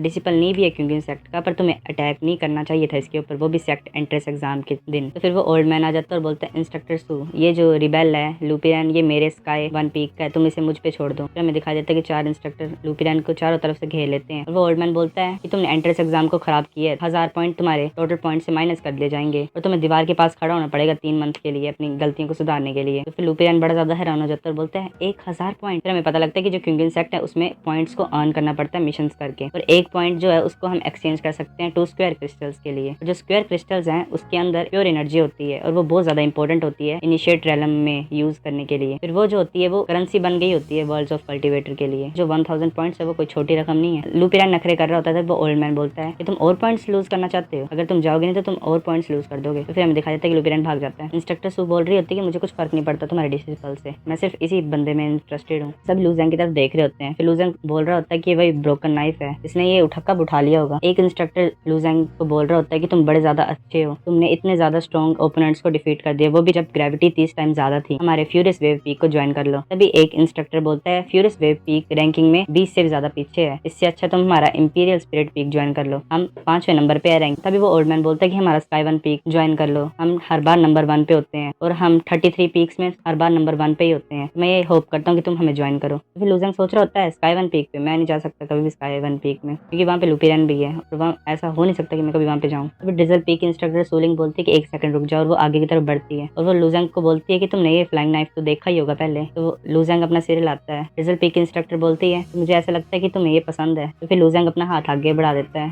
तभी डिजल पीक इंस्ट्रक्टर उसे पीछे कर लेती है और वो हंसने पड़ती है और बोलती है कि मैंने इस फ्लाइंग नाइफ को बाय चांस फाइंड कर लिया था। फिर वो बोलती है कि तुम्हारा है। तो लूजंग बड़े प्यार से बोलता है हाँ इंस्ट्रक्टर सू ये मेरा ब्रोकन नाइफ है। इंस्ट्रक्टर सू बोलती है पर ये अब मेरा है। तो लूजंग डिप्रेस हो जाता है। इंस्ट्रक्टर सू बोलती है ये चाहे फ्लाइंग नाइफ टूटा भी होगा फिर भी ये बड़ा ज्यादा पावरफुल ट्रेजर है, अगर तुम्हें चाहिए तो मैं ये तुम्हें दे सकती हूँ। तो सभी इंस्ट्रक्टर बात कर रहे होते हैं कि ये कैसा ट्रेजर है। एक इंस्ट्रक्टर बोल रहा होता है कि ये ऐसा नहीं लग रहा है कि जुआन टायर है। तो दूसरा बोलता है कि ये क्या लिंक टायर है, जुआन टायर। फिर वो सोचना पड़ते हैं। फिर हमें पता लगता है जो वेपन इस दुनिया में वो कैटेगराइज किए गए हैं जुआन, लिंग, जियान, शेंग, चेन, जीजुन, चेन टायर में, और उनके जो ग्रेड्स हैं वो होते हैं लोअर, मिडल और अपर। और हमें पता लगता है कि जो लूजंग की बॉडी है वो रिफाइन हुई है जुआन टायर मिडिल ग्रेड में। अभी भी जुआन टायर से लिंक टायर बनने के लिए एक अपर ग्रेड है बीच में। तो फिर इंस्ट्रक्टर सू की बातें सुन के लूजंग जो होता है वो थोड़ा सा डिप्रेस हो जाता है और वो सोच रहा होता है कि ये तो मेरा ही है स्टार्टिंग से, वो मेरे को कैसे थ्रेटन कर सकती है मेरे नाइफ। तो फिर इंस्ट्रक्टर बोलती है कि तुम मेरे ड्रिजल पीक को ज्वाइन कर लोगे तो मैं वो तुम्हें दे दूंगी। फिर बाकी इंस्ट्रक्टर बोलते हैं कि इंस्ट्रक्टर सू तुम ऐसा नहीं कर सकते, पिछली बार भी 2 बड़े ज्यादा आउटस्टैंडिंग डिसिपल थे और उससे पिछली बार भी तुम हर बार ले जाती हो आउटस्टैंडिंग डिसिपल्स को, तुम्हें हमारे लिए भी कुछ स्टूडेंट छोड़ने पड़ेंगे। बाकी इंस्ट्रक्टर्स भी बोलते हैं कि हाँ ये बात तो ठीक है। वो ओल्ड मैन बोलता है और ये भी है कि तुम्हारा जो ड्रिजल पीक है वो हर बार लास्ट रैंक पे होता है। तो फिर ड्रिजल पीक की इंस्ट्रक्टर सू गुस्सा हो जाती है और अपना ऑरा रिलीज करती है। तभी बाकी सब इंस्ट्रक्टर डर जाते हैं और पीछे हो जाते हैं। तो फिर इंस्ट्रक्टर सू बोलती है कि तुम्हें पहले से पता है कि ब्रोकन नाइफ कितना ज्यादा पावरफुल है और ये जो कॉपर रिंग है ये इसे वापस बुलाने के लिए यूज होगी। फिर इंस्ट्रक्टर सू बोलती है कि तुम ज्वाइन करना चाहते हो तो इसे ले सकते हो। तो फिर लूजंग उसे ले लेता है नाइफ और बोलता है कि मैं इतने अच्छे ऑफर को कैसे रिफ्यूज कर सकता हूँ और तुमने मुझे नाइफ पहले से दे दिया है। फिर बाकी इंस्ट्रक्टर बोलते हैं कि तुम ऐसे ही कैसे हाँ कर सकते हो इसे। लूजंग बोलता है मुझे माफ कर दो इंस्ट्रक्टर। तो फिर हमें दिखाई देता है कि मोकैन सभी को धक्का मार के आगे की तरफ आ रहा होता है और वो बोलता है कि रुक जाओ। बोलता है भाई लूओ क्या मैं भी तुम्हारे साथ आ सकता हूँ। तो लूजंग बोलता है इंस्ट्रक्टर सू ये भी आ सकता है क्या। तो फिर इंस्ट्रक्टर सू बोलती है हाँ ऑफ कोर्स स्माइल करके। बाकी इंस्ट्रक्टर बात कर रहे होते हैं कि लूजंग ने चलो पीक एक ज्वाइन कर लिया है पर हमें बाकी आउटस्टैंडिंग डिसिपल देखने पड़ेंगे। हाँ अभी भी डिसिपल ट्रायल रुका नहीं है। फिर वो इंस्ट्रक्टर बोल रहा होता है कि अब इंस्ट्रक्टर्स जो है वो अपने डिसिपल्स को स्काई बुक पेविलियन में लेके जाएंगे ताकि वो अपनी स्किल्स को चूज कर सकें। फिर लूजंग बोलता है स्काई बुक पेविलियन। तो फिर इंस्ट्रक्टर सू बोलती है कि जो हर एक आउटर डिसिपल होता है उनके पास एक फ्री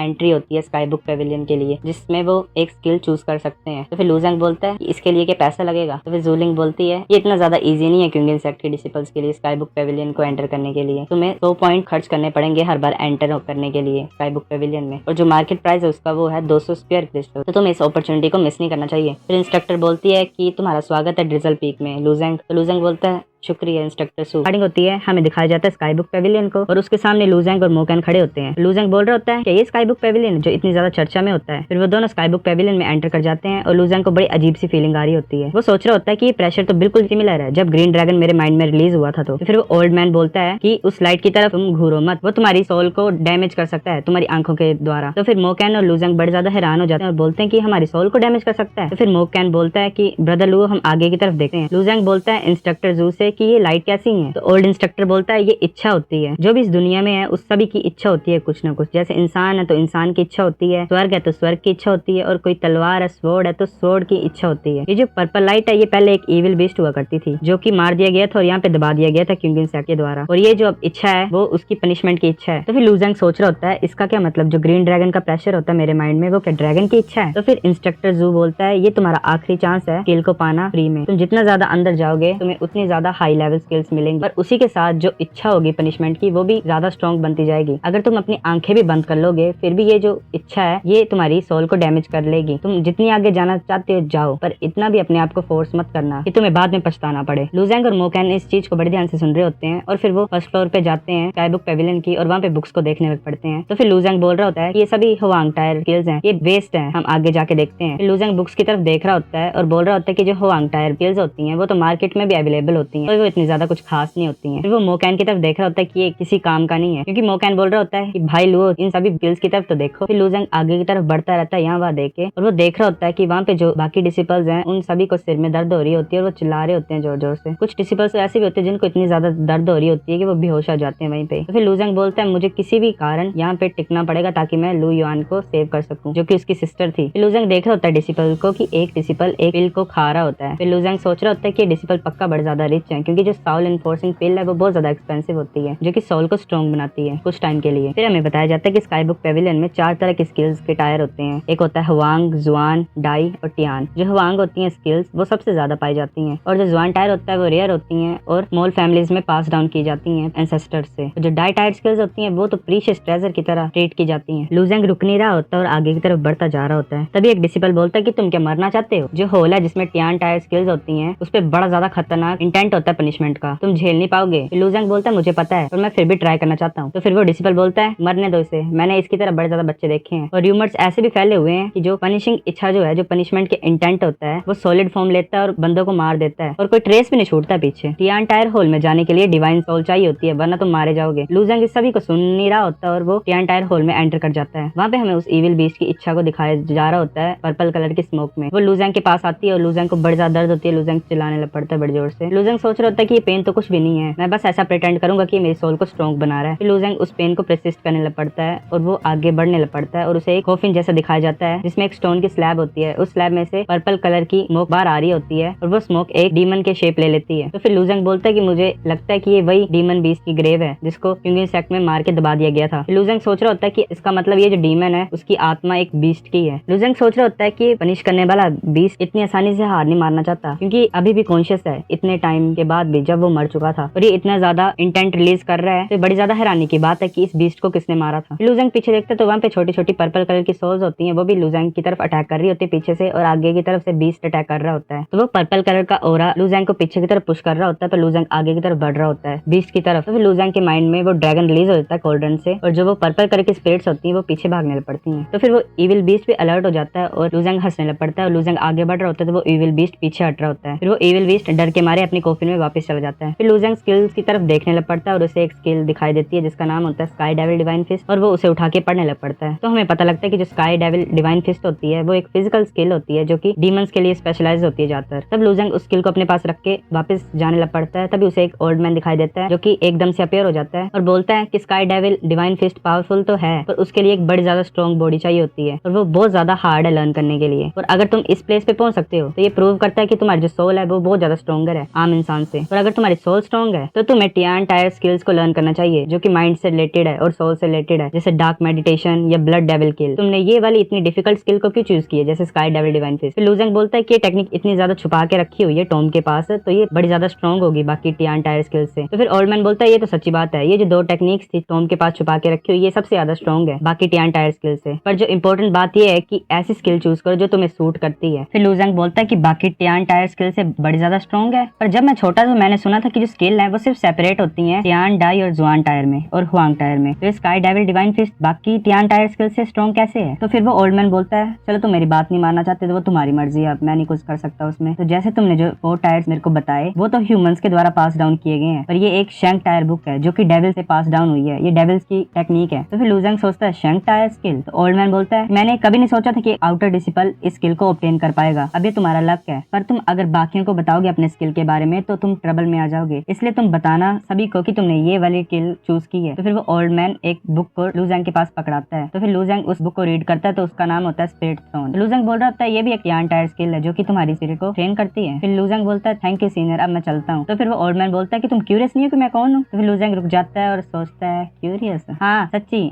आप कौन हो, क्या मैं जान सकता हूँ? तो फिर ओल्ड मैन बोलता है भूल जाओ, तुम्हारी एक्टिंग बड़ी ज्यादा खराब है क्योंकि सेक्ट बहुत बड़ा है पर तुम्हारे पास बड़ा ज्यादा प्रॉमिसिंग फ्यूचर है, हम दोबारा मिलेंगे कभी। तो फिर लू ज़ैंग हंसता है और बाहर निकल जाता है स्काई बुक पेविलियन से। तो फिर वो ओल्ड मैन बोल रहा होता है कि इतने सालों के बाद ये स्किल किसी ने चूज की है, ये कोई फेट नहीं है, इसे तो कोई भी बिलीव नहीं करेगा। फिर 12 में सभी डिसिपल्स दिखाई देते हैं और मोकैन भी खड़ा होता है इंस्ट्रक्टर सू के पास। फिर लू ज़ैंग बोल रहा होता है मुझे माफ कर दो तुम सभी को इतना वेट कराने के लिए। तो मोकैन बोलता है ये ठीक बात है, हम भाई हैं ड्रिजल पीक के, हमें एक दूसरे का ख्याल रखना होता है। तो फिर इंस्ट्रक्टर सू बोलती है कि तुम टियान टायर हॉल में गए थे? तो फिर सभी ये सुन के बड़े ज्यादा हैरान हो जाते हैं। फिर लू ज़ैंग हंसते हुए बोलता है कि हाँ। तो फिर इंस्ट्रक्टर सू बोलती है कि मुझे फॉलो करो ड्रिजल पीक की तरफ। तो फिर इंस्ट्रक्टर सू आगे आगे चल रही होती है और लू ज़ैंग पीछे पीछे चल रहा होता है। लू ज़ैंग सोच रहा होता है कि इसने मुझे पूछा क्यों नहीं कि मैंने कौन सी स्किल चूज की हुई है। तो ड्रिजल पीक इंस्ट्रक्टर सू बोलती है अब तुम सभी आउटर डिसिपल और ड्रिजल पीक के, तो तुम्हें मेरी सुननी होगी अब से। तो फिर लू ज़ैंग सोच रहा होता है कि मैं ऑफिशियली क्विंगन सेक्ट में एंटर हो चुका हूँ, वेट करो मेरे लिए मेरी बहन।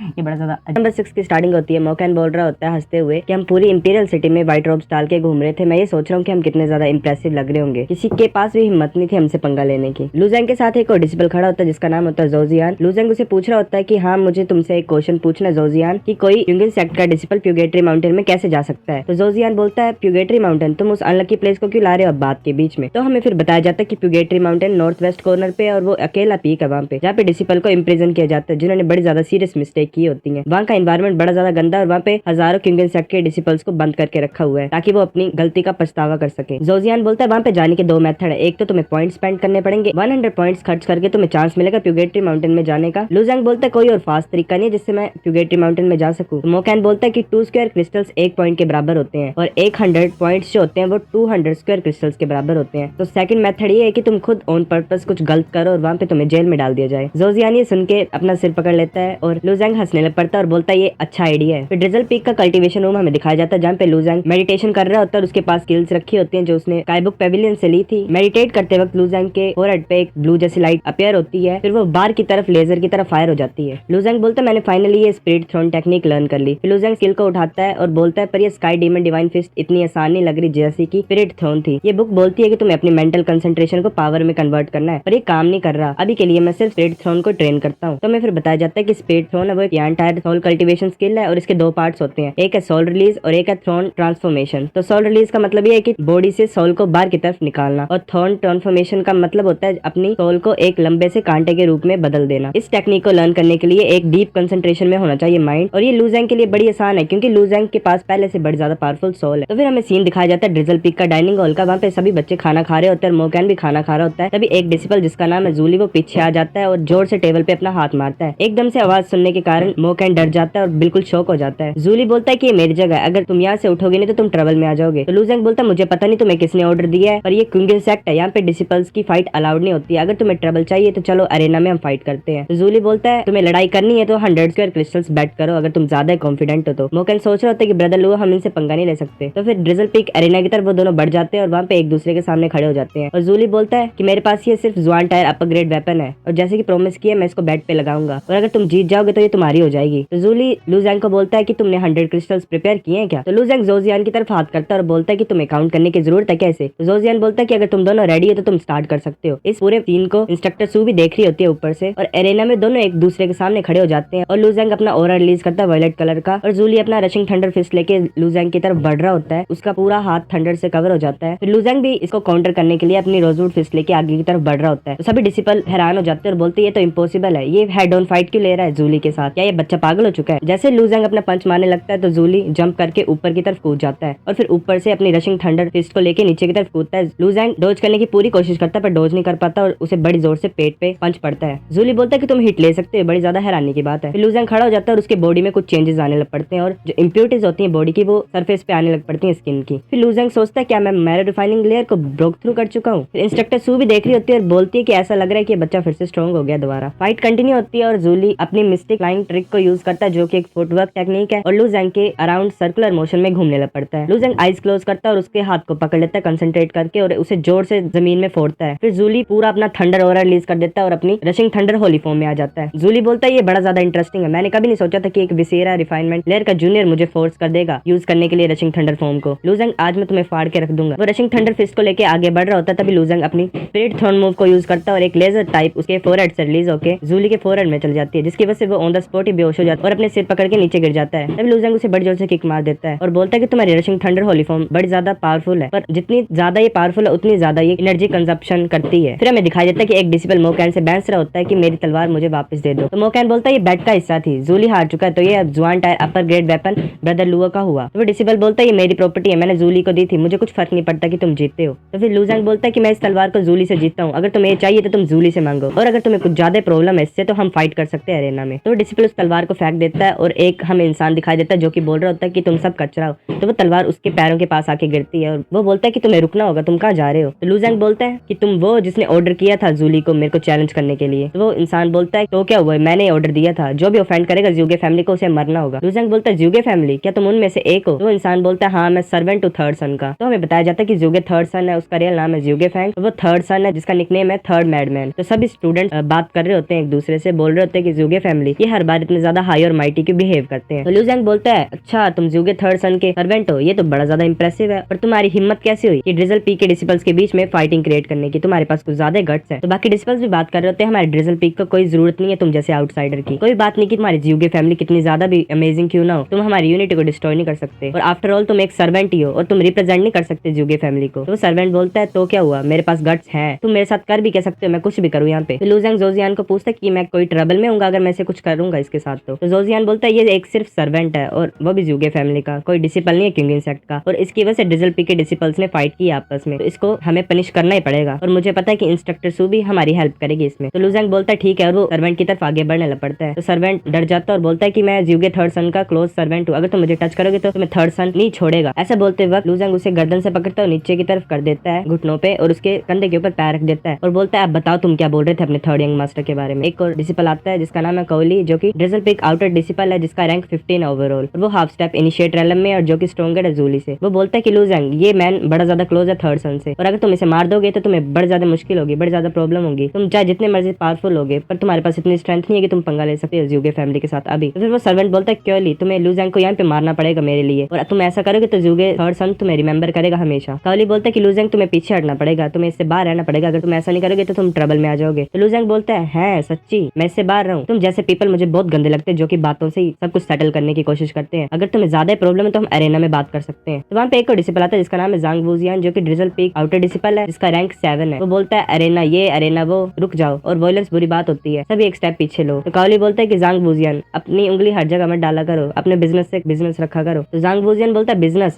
ये एक सर्वेंट एक छोटी सी प्रॉब्लम है, अगर हम इसे मार भी देंगे तो भी क्या हो जाएगा, ब्रदर लुओ तुम्हें उसे पनिश करना ही पड़ेगा, उसे मारो मत पर छोड़ो भी मत। जांग वूजियान बोलता है कि ब्रदर लुओ तुम्हें उसे पनिश करना ही पड़ेगा चाहे कुछ भी हो। फिर लू जैंग उसे गर्दन से पकड़ता है और सर्वेंट बोलता है लू जैंग अगर तुम मुझे मार दोगे तो थर्ड सन तुम्हें मार देगा और तुम्हारे पूरे क्लैन को भी मार देगा और तुम्हें राख में बदल देगा। तो लू जैंग उसे बड़ी जोर से पंच मारता है गाल पे और बड़ी जोर से उसके स्टमक में भी मारता है और वो नीचे पीछे जाके गिरता है। तो लू जैंग अपनी तलवार लेके आगे की तरफ बढ़ रहा होता है। तो सर्वेंट बोलता है तुम्हारी हिम्मत कैसे हुई मेरे साथ ऐसा करने की। तो फिर लू जैंग उसके शरीर में बड़ा ज्यादा छेद कर देता है, वो नीचे गिर जाता है और उसके शरीर से खून निकलने लग पड़ता है। तो मोकैन बोलता है तुमने इसे बड़े अच्छी तरह से हैंडल किया ब्रदर लुओ। जांग वूजियान भी बोलता है ये इडियट डिजर्व करता ही था हमारे ड्रिजल पीक के साथ पंगा लेने के लिए, इसकी यही विश थी मरने की। तो बाकी डिसिपल्स भी बोल रहे होते हैं हाँ बड़ा अच्छा ये ऐसा ही डिजर्व करता था। तो जांग वूजियान बोलता है कि अब तुमने ऑफिशियली ऑफेंड कर दिया ज्यूगे फैमिली को, तुम्हें डर नहीं लग रहा। लू जैंग बोलता है मैंने बड़े ज्यादा पीपल्स को ऑफेंड किया आगे और अब ऐसा क्या पॉइंट इस सभी नॉनसेंस के बारे में सोचने का। जांग वूजियान बोलता है ये बड़ा अच्छा है, मुझे तुम जैसे बंदे पसंद है जिनके पास बड़ी ज्यादा करेज होती है, चलो हम ड्रिंक करने के लिए चलते हैं। लू जैंग बोलता है हाँ चलो। वो सब हंसते हंसते चल पड़ते हैं ड्रिंक करने के लिए। तो इंस्ट्रक्टर सू ये सब कुछ देख रही होती है और सोच रही होती है कि सब कुछ ठीक होगा, बिकॉज जो ज्यूगे फैमिली की लेडी क्यूशान है वो एक फेवर वो करती है, क्योंकि हमने प्रीवियस चैप्टर में देखा था सिर्फ लूजियो और लू जैंग ही बच जाते हैं ब्लेड इंसेक्ट से फाइट करने के लिए और बाकी डिसिपल चल जाते हैं। चैप्टर नंबर 8 की स्टार्टिंग होती है, लूजियो और लू जैंग फाइट कर रहे होते हैं ब्लेड इंसेक्ट क्वीन से। लू जैंग बड़ी मुश्किल से डॉज कर पा रहा होता है ब्लेड इंसेक्ट क्वीन के अटैक्स को और ब्लेड इंसेक्ट क्वीन बड़ी खतरनाक तरीके से अटैक करती है लू जैंग की तरफ। लू जैंग उसे बड़ी मुश्किल से डॉज करता है और एक केव की तरफ भाग जाता है। केव के अंदर एंटर करते ही लू जैंग को एक लावा का पूल जैसा दिखाई देता है जहाँ पे एक फायर स्कॉर्पिकॉन लायन सोया होता है। तो लू जैंग उसे देख के बड़ा ज्यादा हैरान हो जाता है और अपने मुंह पे हाथ रख के धीरे धीरे उसके साइड से निकलने लगता है। तभी लायन जाग जाता है और यहाँ वह देखने लगता है, पर उसे लू जैंग नहीं दिखाई देता। तो लू जैंग बड़ा ज्यादा डर जाता है और वो लायन द्वारा सो जाता है। और जैसे ब्लेड इंसेक्ट क्वीन एंटर करती है तो लायन जाग जाता है और लू ज़ैंग की तरफ अटैक करने लग पड़ता है। लू ज़ैंग जंप करके डॉज करता है तो ब्लेड इंसेक्ट क्वीन और फायर स्कॉर्पिकॉन एक दूसरे के सामने आ जाते हैं और एक दूसरे से फाइट करने लग पड़ते हैं। फाइट से बचने के लिए लू ज़ैंग उस लावा वाले पूल में कूद जाता है। फायर स्कॉर्पिकॉन, लायन और ब्लेड इंसेक्ट क्वीन फाइट करने लग पड़ती है आपस में और ये फाइट आधे घंटे तक चलती है और उसके बाद वो दोनों मर जाते हैं एक दूसरे से लड़के। तो लावा में लू ज़ैंग सोया होता है और उसकी बॉडी पे गोल्डन मार्क्स अपीयर हो जाते हैं और उसकी पूरी बॉडी गोल्डन मार्क्स से फिल हो जाती है। तो कुछ टाइम के बाद वो लावा को अब्सॉर्ब करने लग पड़ता है और जब पूरी तरह से लावा को अब्सॉर्ब कर लेता है तो उसका हाथ धरती से बाहर निकलता है और वो पूरे शरीर को बाहर निकाल देता है। तो लू ज़ैंग सोच रहा होता है कि मेरी बॉडी तो लिंक टायर वेपन में कन्वर्ट हो चुकी है और जो पैटर्न है मेरी बॉडी पे ये तो लिंक पैटर्न है। लू ज़ैंग फिर टॉर्च को जला देता है और फायर स्कॉर्पिकॉन और ब्लेड इंसेक्ट क्वीन की बॉडी को देखने लग पड़ता है और उसमें जो क्रिस्टल्स होते हैं उनको ढूंढने लग पड़ता है। जैसे उसको क्रिस्टल्स मिल जाते हैं तो वो उसे अपनी जूमी रिंग में स्टोर कर लेता है। फिर कुछ देर बाद हमें सीन दिखाया जाता है ड्रैगन फोर्ट का, लू ज़ाई प्लेस का। वहाँ पे दो गार्ड्स खड़े होते हैं तो लू ज़ैंग आके बोलता है कि मेरा नाम लू ज़ैंग है, मैं लू ज़ाई को ढूंढ रहा हूँ। तो उनमें से एक गार्ड बोलता है कि ब्रदर लू ज़ैंग, तुम फाइनली वापस आ चुके हो और हमारे कैप्टन यहाँ पे नहीं है। लू ज़ैंग बोलता है क्या? वो गार्ड अपने घुटनों पे गिर जाता है और बोलता है कि हमारे कैप्टन रिपोर्ट करने के लिए गए थे कि वो कैसा चेंज था मिशन के दौरान, तो उसे जेल में डाल दिया गया है हमारे सुपीरियर के द्वारा। ब्रदर लू ज़ैंग, तुम्हें हमारे कैप्टन को बचाना पड़ेगा। जो हमारा रूट था मार्चिंग का वो भी चेंज कर दिया यस्टरडे। दूसरा गार्ड भी अपने घुटनों पे गिर जाता है और बोलता है कि मैंने सुना है कि हमारे कैप्टन को पनिश किया जाएगा मिलिट्री लॉ के द्वारा। तो लू ज़ैंग ये सुन रहा होता है और बोलता है कि तुम दोनों चिंता मत करो, मैं आ गया हूँ, मैं सब कुछ ठीक कर दूंगा। फिर हमें ड्रैगन फोर्ट कैंप का सीन दिखाया जाता है जहाँ पे मैंग और ज़ो जियोंग खड़े होते हैं। तो जैसे ही लू ज़ैंग अंदर आता है तो ज़ो जियोंग बोलता है ब्रदर लू, गोश्त नहीं होना पक्का। मैंग भी देख रहा होता है तो लू ज़ैंग सोच रहा होता है कि ये बंदा पागल हो गया कि ये क्या सी बातें करता रहता है। तो लू ज़ैंग बैठ जाता है और बोलता है कि तुम दोनों ऐसे चले जाओगे। तो मैंग बोलता है तो ब्रदर लू तुम क्या प्लान कर रहे हो? लू ज़ैंग बोलता है तुम दोनों को नहीं पता किस सिचुएशन में लूज है। तो मैंग बोलता है ब्रदर लू, मेरी जो फैमिली है लेथेमिंग वो इंटरफेयर नहीं कर सकती इस सीन में। तो लू ज़ैंग टी का कप देता है मैंग को और बोलता है लेथेमिंग फैमिली। तो फिर मैंग बोलता है कि मैटर इन्वॉल्व कर रहा है लू फैमिली के थर्ड सन को, जो कि वो पागल सा है, हम इसमें इंटरफेयर नहीं कर सकते और मैं तुम्हें वार्न करता हूँ ब्रदर लू, तुम भी इसको छोड़ दो और इसमें मत पड़ो। तो फिर हमें बताया जाता है जो लेथेमिंग फैमिली है वो 7 ग्रेट फैमिली में से एक है, बिल्कुल सेम ज़्यूगे फैमिली की तरह और उसकी स्ट्रेंथ और हेरिटेज सेम ही है ज़्यूगे फैमिली की तरह। तो लू ज़ैंग गुस्से से अपना कप तोड़ देता है चाय का, बोलता है कि ज़्यूगे फैमिली फिर से ये हर केस में क्यों इन्वॉल्व हो जाते हैं। लू ज़ैंग बोलता है कि मैंग इस बार मेरी हेल्प कर दो, मैं तुम्हारे फेवर को पक्का फ्यूचर में रिपे कर दूंगा। तो मैंग बोलता है ब्रदर लू, मुझे पता तुम बड़े ज्यादा पावरफुल और टैलेंटेड हो पर तुम्हारा फेवर इतना ज्यादा मायने नहीं रखता मेरे लिए। तो लू ज़ैंग वो जो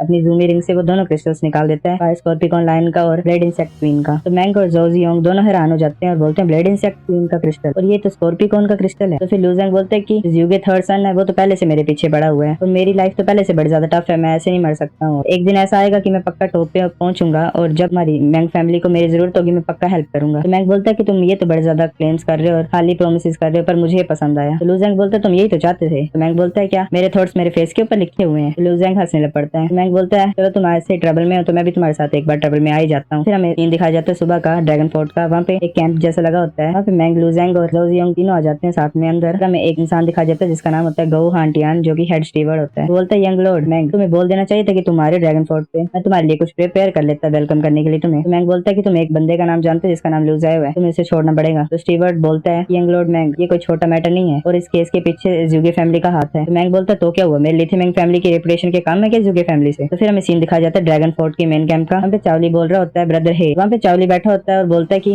ब्रदर हे, अगर तुम ना होते तो मैं इतनी आसानी से उस बच्चे को हैंडल नहीं कर पाता। तो फिर हमें बताया जाता है जो ब्रदर हे होता है चावली का वो होता है हे टियान चैंग जो कि जनरल होता है इंपीरियल आर्मी का। तो बोलता है ये तो सिर्फ छोटा सा मैटर था, ये तो मेरे लिए इतना इनसिग्निफिकेंट है जैसे कि मैं अपना हाथ उठाता हूँ वैसे, और ऊपर से ये रिक्वेस्ट थर्ड सन के हाथ से थी तो मैं इसको कैसे मना कर सकता था। तो फिर हमें दो और इंसान दिखा जाते हैं, एक होता है बाइशा और एक होता है हेशा। बाइशा बोल रहा होता है इजी, हम इतने ज्यादा घटिया प्लेस में 2 से 3 दिन तक रह चुके हैं और हमें और वेट करना पड़ेगा। तो हेशा बोलता है इससे अच्छा मैं ही मार देता उसको, एक घंटा तो लगना था उसको मारने के लिए और फिर हमें यहाँ पे वेट भी करना नहीं पड़ता। तो लू ज़ैंग और बाकी सभी आ जाते हैं वहाँ पे। तो चावली बड़ा ज्यादा हैरान हो जाता है और बोलता है लू ज़ैंग तुम अभी तक मरे नहीं हो। तो लू ज़ैंग सोच रहा होता है अच्छा ये इसी का काम है। तो लू ज़ैंग बोलता है मैं भी नहीं मर सकता हूँ। तो चावली बोलता है मुझे पता नहीं तुम कैसे सर्वाइव कर चुके हो, तो थर्ड सन तुम्हें मारना चाहते हैं ड्रैगन फोर्ट पे तो तुम्हें मरना ही होगा। तो हेड स्टीवर्ड बोलता है रुक जाओ, मैं यहाँ पे देखने नहीं आया तुम दोनों को बेंचते हुए, लू ज़ाई कहाँ, तुम्हें उसे छोड़ना पड़ेगा। तो जनरल बोलता है हंसते हुए कि लाओ गाओ, तुम ऐसे नहीं छुड़ा सकते लू ज़ाई को, अगर मैं लू ज़ाई को छोड़ दूंगा तो वो फिर से ट्रबल कोज करेगा, तुम्हें क्या लगता है मैं पागल हूँ। तो लू ज़ैंग सुन रहा होता है आगे की तरफ आ रहा होता है। हेड स्टीवर्ड बोलता है कि तुम और ज्यादा ट्रबल में हो गया अगर तुम उसे जाने नहीं दोगे तो। जनरल बोलता है मुझे एग्जैक्टली बताओ लो कौन से ट्रबल की बात कर रहे हो तुम। तो लू ज़ैंग बोल रहा होता है कि तुम बोल रहे हो कि तुम लू ज़ाई को फ्री नहीं करोगे। जनरल बोलता है मैंने पहले बोल दिए बच्चे, तुम कितने जनरल बोलता है मैंने पहले ये बोल दिए बच्चे कि मैं उसे छोड़ूंगा नहीं, तुम्हें पता भी है तुम किससे बात कर रहे हो। फिर वो लू ज़ैंग की तरफ अटैक कर देता है intent of extreme cold. Head steward बोलता है ध्यान से। तो लू ज़ैंग भी काउंटर अटैक करने के लिए स्पीड थ्रोन अटैक को यूज करता है और लेजर टाइप सीधे जनरल के हेड पे जाके लगती है और जनरल अपने घुटनों पे गिर जाता है और जोर जोर से चिल्लाने लग पड़ता है। तो लू ज़ैंग बोलता है कि मेरे सामने तुम शो ऑफ कर रहे हो, अब तुम्हें ह्यूमिलेशन। चैप्टर में हमने देखा था जनरल लू ज़ैंग के ऊपर अटैक करता है और लू ज़ैंग काउंटर अटैक करने के लिए स्पीड थ्रोन अटैक को यूज करता है और वो जनरल को बड़े जोर से लगता है और जनरल नीचे गिरता है और चिल्लाने लग पड़ता है। तो चैप्टर चैप्टर नंबर 9 की स्टार्टिंग होती है। जनरल उठ के बोलता है कि तुम्हारी हिम्मत कैसे हुई बच्चे, मैं तुम्हें मार दूंगा। तो हेड स्टीवर्ड बोलता है लव है, तुम क्या ये सोचते हो कि तुम्हारे पास थर्ड सन की प्रोटेक्शन होगी ज़ूगे फैमिली की, तो तुम कुछ भी कर सकते हो। तो जनरल बोलता है तो क्या मैं ऐसा सोचता हूँ, तुम क्या मेरे रास्ते में आना चाहते हो। तो मैंग बोलता है मेरे पास टाइम नहीं है तुम दोनों को लड़ते हुए देखने का, मैं सीधे जाके जनरल फेलोंग को फाइंड करता हूँ और वही सब कुछ संभालेंगे आगे। फिर हमें पता लगता है जो जनरल फेलोंग है वो ड्रैगन फोर्ट का हेड है और जो कि सारे रूल्स एंड रेगुलेशंस को देखता है ड्रैगन फोर्ट के। तो फिर जनरल डर जाता है और बोलता है कि अगर ये लिथेमिंग फैमिली के मेंबर की वजह से नहीं होता तो मैं तुम्हें जाने नहीं देता। फिर बोलता है वो कि ठीक है मैं छोड़ दूंगा लूजायो को। तो जनरल लूजायो को छोड़ देता है। लूजायो बोल रहा होता है लूजैंग को कि जो पर्सन है इस सीन के पीछे वो है हेटियान चैंग, मुझे कुछ करना पड़ेगा मेरे ब्रदर्स के लिए जो कि मारे गए उस मिशन के दौरान। स्टीवर्ड बोलता है ऐसे तो मुझे मास्टर ने तुम्हारे इंस्ट्रक्शंस को फॉलो करने के लिए बोला है, और जो यूगे फैमिली और हेटियान चैंग और ट्विन चार्ज हैं जो मतलब ब्रदर्स हैं वो बड़े ज्यादा पावरफुल पर्सन है। मैं तो तुम्हें यही एडवाइस देता हूँ कि तुम उनसे दूर रहो और अवॉइड करो वरना वो तुम्हें मार देंगे। तो लूजैंग बोलता है कि ब्रदर लूज आओ, तुम चिंता मत करो, ये सब मेरी वजह से हुआ है। मिशन के दौरान मुझे मारना चाहते थे और मेरी वजह से क्विंगलैंड टीम भी इन्वॉल्व हो गई इस केस में, मैं अकेला काफी हूँ उन ब्रदर्स को अवेंज करने के लिए। फिर हमें नेक्स्ट मॉर्निंग का सीन दिखाया जाता है जहाँ पे लूजायो और लूजैंग जा रहे होते हैं एक रास्ते से। तो आगे जनरल और हेइशा और बेइशा खड़े होते हैं। तो जनरल बोलता है बिना किसी की प्रोटेक्शन से तुम सभी यहाँ पे मारे जाओगे। तो हेइशा और बाइशा ब्लैक और व्हाइट शेडोज में कन्वर्ट हो जाते हैं। जो हेइशा होता है वो ब्लैक शेडो होता है, जो बाइशा होता है वो व्हाइट शेडो होता है। तो बाइशा लूजैंग के सामने आ जाता है तो लूजैंग उसे पंच मारता है पर उसे कुछ फर्क नहीं पड़ता। फिर बाइशा जो व्हाइट स्मोक होती है उसको एक पंच में कन्वर्ट कर लेती है और लूजैंग को मारता है। लूजैंग पीछे की तरफ हो जाता है। फिर लूजैंग अपनी बॉडी को गोल्डन ऑरा से सराउंड कर लेता है। तभी हेइशा अटैक कर देता है लूजैंग के ऊपर। लूजैंग उस ब्लैक शेडो को मारने की कोशिश करता है पर वो ब्लैक शेडो एक पंच के टाइप में फॉर्म हो जाती है और लूजैंग को पीठ पे मारती है बड़े जोर से, और साथ में बाइशा भी लूजैंग को बड़ी जोर से किक मारता है। लूजैंग पीछे जाके गिरता है। तो हेइशा बाइशा को बोल रहा होता है कि ये बच्चा बड़ा ज्यादा अजीब है, अगर कोई हमसे बड़ा ज्यादा स्ट्रॉन्ग भी होता है तो भी वो इतने ज्यादा हिट नहीं ले सकता हमसे। तो बाइशा बोलता है ये तो तुम्हें सच बोला, ये बच्चा बड़ा ज्यादा अजीब है, चलो हम इसे असली डर दिखाते हैं कि असली डर क्या होता है। तो फिर वो दोनों ट्विन अटैक करते हैं जो कि है 9 ड्रैगन फ्रेंजी, जिसमें ड्रैगन्स फॉर्म हो जाते हैं और लूजैंग की तरफ अटैक करने लग पड़ते हैं। तो लूजैंग आइज क्लोज कर लेता है और कंसंट्रेट करने लग पड़ता है। जो लूजैंग की कॉन्शियसनेस होती है वो एक स्पेयर के रूप में चेंज हो जाती है ताकि वो डिटेक्ट कर सके जो ट्विंस ब्रदर शाह है उनकी मूवमेंट्स को। इस टेक्निक से वो छोटी सी छोटी चेंजेस जो हो रही है सराउंडिंग में उनको भी देख पा रहा होता है, जैसे कि ग्रास कैसे ग्रो हो रही है और जो जमीन के अंदर क्या हो रहा है। तो फिर लूजैंग अपनी आइज ओपन कर देता है तो वो ड्रैगन कुछ नहीं कर पा रहे होते हैं क्योंकि वो उसकी कॉन्शियसनेस पेयर के रूप में चेंज हो जाती है और वो हर एक चीज को देख पा रहा होता है मूवमेंट्स को उनकी। तो हेइशा एक पेयर से अटैक करने लग पड़ता है लूजैंग की तरफ। तो लूजैंग उसे बड़ी आसानी से डॉज कर लेता है और अपने फ्लाइंग नाइफ को बेइशा की तरफ फेंकता है। तो फ्लाइंग नाइफ बेइशा के स्पेयर को कट करके उसकी गर्दन को भी साथ में कट कर देता है। तो हेइशा चलाता है जोर से बाइशा और लूजैंग उसकी तरफ स्पिरिट थ्रोन अटैक यूज कर देता है और वो एक टाइम के लिए स्टन हो जाता है बाइशा। तो फिर लूजैंग अपना फ्लाइंग नाइफ उसकी तरफ फेंकता है और उसकी गर्दन को भी कट कर देता है। तो इस सभी को काउली देख रहा होता है और काउली बोलता है प्लीज मुझे मत मारो, मुझे छोड़ दो, हम तो सेक्ट के भाई है ना एक दूसरे के। तो लूजैंग बोलता है अच्छा। तो फिर काउली एक पॉइजन नीडल को निकालता है और लूजैंग की तरफ फेंक देता है। फिर हम पता लगता है जो पॉइजन नीडल होती है वो उसमें लकलेस पॉइजन होता है, अगर वो डायरेक्ट बॉडी में एंटर करे तो बंदा मरता ही है, ये 100% होता है। तो लूजैंग उसे नीडल को बाहर निकाल देता है और बोलता है लकलेस पॉइजन, ये इतना ज्यादा स्ट्रॉन्ग भी नहीं है। तो फिर काउली बोलता है ये तो इम्पॉसिबल है। फिर लूजैंग उसकी तरफ फ्लाइंग नाइफ फेंकता है और फ्लाइंग नाइफ उसको 2 हिस्सों में काट देता है। फिर लूजैंग भाग रहा होता है बचने के लिए, तो उसके पीछे आइस के अटैक हो रहे होते हैं। तो हमें पता लगता है वो आइस के अटैक करने वाला जनरल होता है। जनरल बोलता है तुमने मुझे बड़ा ज्यादा ह्यूमिलेट किया था पहले, मैं तुम्हें जीने नहीं दूंगा, तो तुम क्या सोच रहे हो तुम ड्रैगन फोर्ट को आसानी से लीव कर पाओगे। तो लूजैंग भाग रहा होता है, जनरल पीछे पीछे आ रहा होता है। जनरल एक आइस पेयर को क्रिएट करता है, लूजैंग की तरफ फेंकता है और लूजैंग का शोल्डर डैमेज हो जाता है इसकी वजह से। लूजैंग फ्लाइंग नाइफ को जनरल की तरफ फेंकता है तो वो आइस की शील्ड क्रिएट करता है जनरल, और फ्लाइंग नाइफ उस शील्ड को तोड़ के जनरल की तरफ बढ़ने लग पड़ते हैं। तो जनरल उस नाइफ को बड़ी मुश्किल से डोज करता है, ग्राउंड पे डोज करता है नाइफ से बचने के लिए, पर नाइफ फिर भी उसका पीछा नहीं छोड़ रहा होता है। तो फिर जनरल आइस के बॉल्स को क्रिएट करता है, नाइफ की तरफ को फेंकता है ताकि नाइफ की डायरेक्शन चेंज हो जाए, और जनरल बोलता है कि मैं रिग्रेट कराऊंगा तुम्हें इस दुनिया में पैदा होना भी। तो जनरल फिर से आइस का स्फीयर क्रिएट करता है, लूजैंग की तरफ अटैक करने के लिए आ रहा होता है। तभी लूजैंग फिर थ्रोन अटैक को यूज करता है और जनरल फिर घुटनों पे गिर जाता है और जोर जोर से चिल्लाने लग पड़ता है। उसको इतना ज्यादा दर्द हो रहा होता है कि वो अपना हेड जमीन से लगा लेता है। तभी लूजैंग का फ्लाइंग नाइफ पीछे की तरफ से आ रहा होता है और उसके शोल्डर को डैमेज कर देता है। डैमेज को कम से कम करने के लिए वो ग्राउंड पे रोल करता है ताकि किसी वाइटल ऑर्गन पे वो नाइफ ना लगे। तो जनरल बोलता है मुझे पता तुम्हारे पास कोई और ट्रिक्स नहीं बची, अब तुम्हें मैं यहाँ पे जमा के रख दूंगा। तो लूजैंग सोच रहा होता है मैं इसे डोज नहीं कर पाऊंगा। तो फिर लूजैंग पीछे की तरफ भागने की कोशिश करता है और जो आइस अटैक होता है वो उसको हर तरफ से सराउंड कर लेता है। फिर हमें पता लगता है उस आइस अटैक का नाम होता है आइस क्रिस्टल वैली। तो जनरल बोल रहा होता है लूजैंग को कि तुम्हारे पास कोई राइट्स नहीं है मेरे सामने शो ऑफ करने के, और तुम तो वैसे बोन रिफाइनमेंट में ही हो अपनी। लूजैंग बोल रहा होता है ज्यादा बनने की कोशिश मत करो मेरे सामने। लूजैंग फिर से अपना स्पिरिट थ्रोन अटैक करता है जनरल की तरफ, पर जनरल उसे डोज कर लेता है। फिर जनरल एक बड़ा आइस का स्पेयर तैयार करता है और बोलता है कि मेरे सामने तुम कुछ भी नहीं हो, और हंसने लग पड़ता है। लूजैंग सोच रहा होता है ये तो बड़ा ज्यादा पावरफुल है। फिर जनरल उसको लूजैंग की तरफ फेंक देता है और हमें पता लगता है उस अटैक का नाम होता है एक्सट्रीम फ्रीजिंग इंटेंट, और एक बहुत बड़ा स्पेयर लूजैंग की तरफ बढ़ने लग पड़ता है। तभी एक रेड कलर की थंडर उस स्पेयर को रोक लेती है और जो वो आइस का स्पेयर होता है वो टूट के नीचे गिर जाता है। तो जनरल हैरान हो जाता है और सोचता है ये कौन था। हमें दिखा देता है वो बंदा और कोई नहीं, वो हेड स्टीवर्ड था, और हेड स्टीवर्ड बोलता है तुम्हें रुकना पड़ेगा हेटियान चैंग। जनरल बोलता है तुम्हें यहाँ पे नाक नहीं अड़ानी चाहिए, अपने काम से काम रखो। हेड स्टीवर्ड बोलता है कि हेटियान चैंग तुम्हें तुम्हारी गलतियों का पता नहीं है, तुम कब से पैसा खाते आ रहे हो यहाँ वहाँ से, और मिलिट्री गाइडलाइंस को अपने मर्जी से चेंज कर दे रहे हो और अपने साथियों को झूठे इल्जामों से जेल में डाल दे रहे हो। तो तुम्हें शर्म नहीं आ रही खुद को मिलिट्री का पार्ट बोलने से। तो जनरल बोलता है तो क्या वो मैं कर रहा हूँ चेंज, तो मैं यहाँ पे लो हूँ, और ऊपर से ये बात है कि तुम मुझे हरा भी नहीं सकते। तो हेड स्टीवर्ड बोलता है हाँ मुझे पता है कि तुमने जो